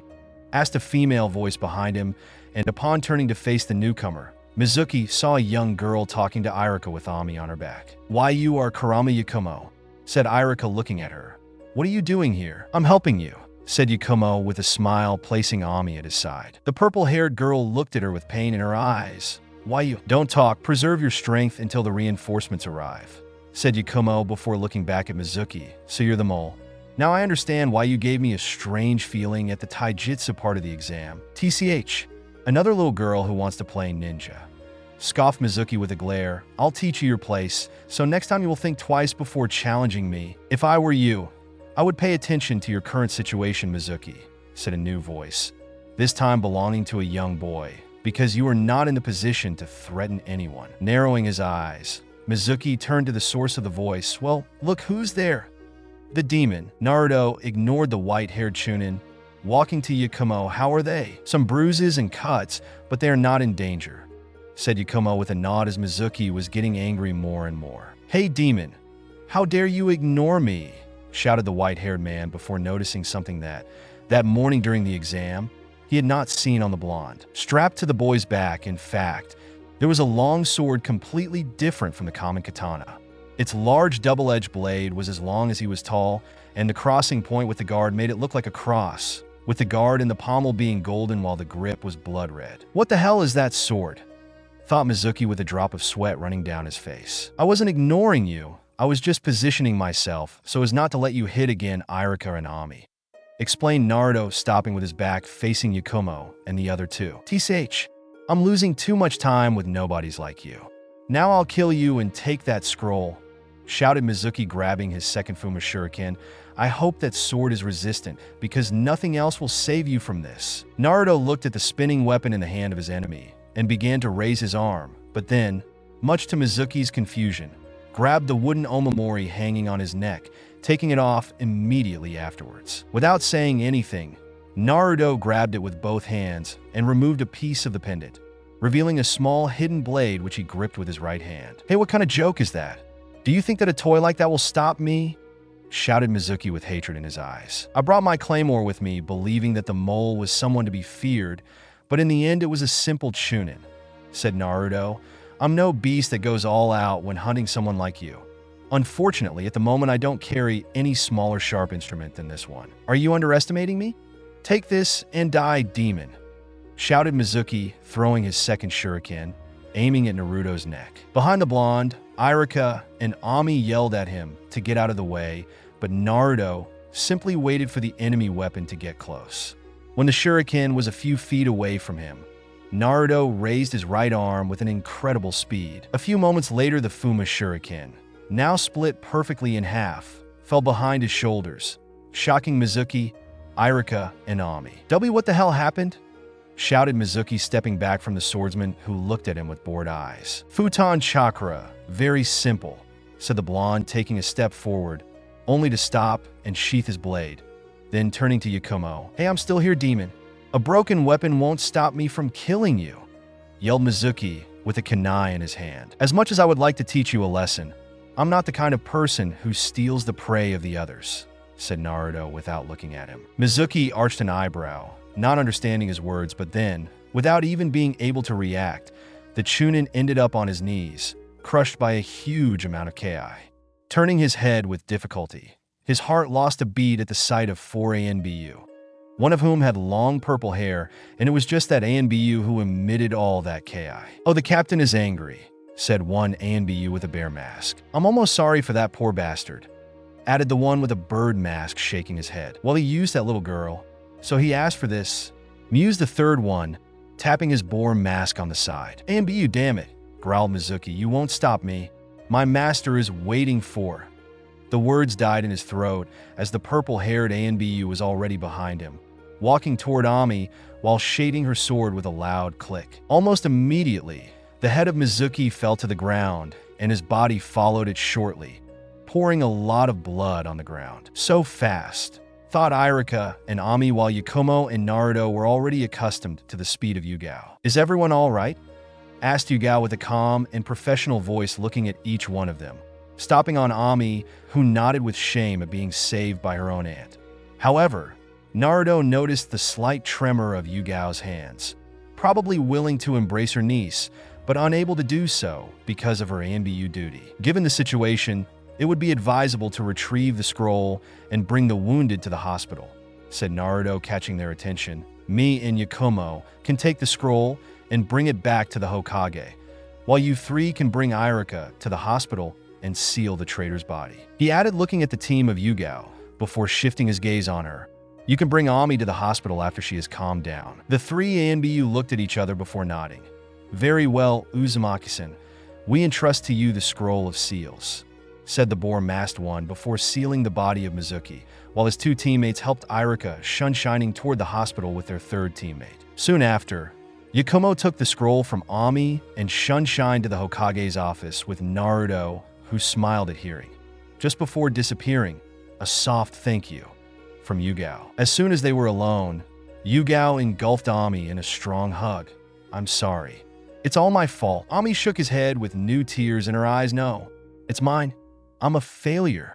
She began to sobbing. "I got fooled like a child, and I even failed the exam at the academy. I'm ashamed for my parents." "SSSH. Don't cry, don't cry. You're not a failure. You used the weapon we gave you to fight that traitor. I could not be prouder of you," said Yugao with a smile. "Don't worry for the exam. There is always next year, and this time I will be there to help you." Ami nodded, crying in Yugao's arms, all under the look of a Hokage who had seen everything through his crystal ball, with a warm smile on his lips. 1 hour later, Hokage's office. "And that's what happened, Hokage-sama," said Yugao, still with the mask on her face, as she ended her report with Naruto, Yakumo, and Ami behind her. "That's good to hear, Kat. I'm sure Inoichi will be able to find out something from Mizuki's mind. We need to know who is this master who could benefit from the scroll of seals," said Hiruzen with a serious look before smiling at Ami. "Now, I think it's time to give you something," and then tossed at her a forehead protector, shocking her. But Hokage-sama, this is— Yes, now you're officially a genin of Konoha. Congratulations, Ami-chan," said Hiruzen with a smile, as the purple-haired girl cried again, while nodding with a smile on her face. "Now, Kat, if I remember correctly, you wanted to leave the ANBU to become a simple Jonin instructor so you could spend more time with your family. Is that right?" asked Hiruzen, surprising both Ami and Yugao, who nodded. "Yes, Hokage-sama. I made a request a week ago." Hiruzen's smile became more diabolical, unnerving the others in the room. "Well, your request has just been accepted, and I think I have a good team in mind for you." Thanks so much for watching. I hope you enjoyed exploring this What If with me. If you did, please consider leaving a like and subscribing for more videos like this. Your support truly makes a difference, and I'd love to hear your thoughts in the comments. Let me know what you'd like to see next. Until next time, take care and stay tuned for more.